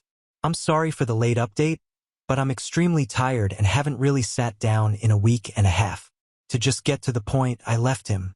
A lot of people were concerned that he'd find the post, but I did change a lot of details. The main issue remains the same. Jane lives in a foreign country at least 12 hours away, and he decided to go to her without telling me. I also did see some comments discussing the age gap between Eric and Jane. Jane is in her late 20s. I said 20s because I wasn't sure at the time how old she was. After I posted and the comments started rolling in, I had to shut my phone off. There were many people saying that Eric wanted to be with Jane, that he wasn't over her, and I started having a panic attack. I'm not an insecure person usually, and Eric had given me absolutely no reason to be. But this whole thing, I felt very stupid and like I'd been blind. He was always very open about his friendship with Jane and how much she meant to him, but there was absolutely nothing that made me think he still had feelings for her. Honestly, even if he told me he wanted to visit her without me, I'd probably have said that was fine as long as I got to go on my own vacation anyway. I got Jane on the phone the next day. Her story is that he just showed up at her door, claiming that he missed her and that he just needed to get away. She provided proof that she had no idea he was coming, and I have no reason to not believe her when she tells me nothing happened. I think she was angrier than I was at the time. She figured that something really bad must have happened either with me or with his family. She knew from past experiences it was better to just let him talk when he was ready rather than pushing it. She gave it 2 days during which he was behaving very impulsively, kept spacing out, and he brought up their past multiple times. They hadn't seriously spoken about since it ended years ago. He's usually the calmer, more level-headed of the two of them, so this behavior was extremely out of character. Finally, she decided to text me to see if I knew anything. After I told her that he was with his family, she put it together pretty quick that I had no idea where he was, and she confronted him about it. They got into a massive fight that lasted for hours, and she eventually told him to leave. She didn't really tell me what the fight was about, just that she yelled at him for not telling me. But after talking to him, I've got a hunch. Me and Jane talked for a long time. Both of us were crying by the end of it. I think this whole thing opened up some wounds. She told me their history, a lot of which really surprised me, like how they weren't even really boyfriend/girlfriend, and he's the one who ended it. He'd always given me the impression that it was a bad but ultimately mutual breakup. It was just a really toxic situation for both of them, and it took them a long time to get back to being actual friends after, which brings me to my conversation with Eric. He showed up a few days after I talked with Jane. I had packed up and left to a friend's at that point. He came over to talk. My friend was in the place the whole time. We talked for a while. I asked him 100 questions and he answered 5 of them. He said he was sorry, that he can't provide an actual explanation for what he did because he doesn't understand why. I said that that wasn't good enough, and I needed him to tell me what happened. He said he couldn't because I won't understand. I suggested couples therapy for us. He's been doing it individually since before I met him, but he said he didn't want to. He just wants to forget that it happened. The positive explanation I have is that he had some kind of freak out after we got engaged, or maybe something did happen with his parents and he couldn't talk to me about it, which is fine. I don't necessarily think that if someone is struggling, the first person they should always go to talk about it with is their partner. I'm totally fine with him going to Jane if he was freaking out over the prospect of us getting married, or if he did hear something about his mom. Obviously, don't fly to another country and lie about it, but that goes without saying. Jane could probably understand that better than I could and would know what to say. But he can't even talk to me about it now, nor is he making an effort. So how does that bode? He just wants to pretend that everything is fine and normal, and I just can't do that. On top of all of that, up until now, he's never been secretive about how he feels or what he's thinking about or his history. He hates talking about it and is touchy about people asking a lot of questions about it, but he's always told me stuff if I ask. I think if he was panicking over getting married or if something actually happened with his mom, he'd tell me. I couldn't help myself and asked if it was because he just doesn't want to talk about the fact that he wants to be with Jane and regrets how he treated her. He denied it, but I think I hit a nerve. He claimed that he doesn't have any leftover feelings for her, other than the fact that she's a big what if. She's important to him, but she's the past, and I'm the future. This may just be my fear talking, but what if this whole time, he's been using me to try to make Jane jealous because he's realized that he lost her, and he went to see her to see if she still wanted him, just in case? I think that's what they fought about. I think he went there to see her because he's realized he still wants her, and she's been off living her life without him, no problem. It's bad enough if that is the case, but if I take him back, what if she changes her mind? I don't have a reason to believe she'll change her mind. She doesn't talk about him the way that I talk about someone I'm romantically interested in, and now that I know their history, I wouldn't want him back either. But who knows? After our conversation, it's obvious that he's not 100% certain that he wants to build a life with me, and he's not willing to do what it takes to fix this. I'm not worth the work. He won't even try, and that's basically the big issue for me. I can't build a life with someone who won't put in the effort, so I don't want to be with him. I told him to leave, and he left without a fight. I've blocked him on everything. I've talked to Jane a few times since, and they have spoken. She told me that he's probably going to take some time off work and figure stuff out. I hope he can get some help. Plus, I know it sounds utterly bizarre, but I think I've actually gained a friend in her. She's checked in on me multiple times and even helped put me in touch with a new place to live that I just moved into. I'm really tired. It's been a really horrible and busy time. Thanks for the support and the advice. I'm glad I found out now before we had started seriously planning, or worse, after we got married or had children. If I find out anything more, I'll update on my profile. If anyone has any advice on how to deal with the embarrassment or good ice cream flavors to get through the pain though, we have reached the end. If you enjoyed this video, please be sure to like and subscribe to the channel for more videos like this, and give us your thoughts about the stories in the comments section. Thank you and see you in the next video.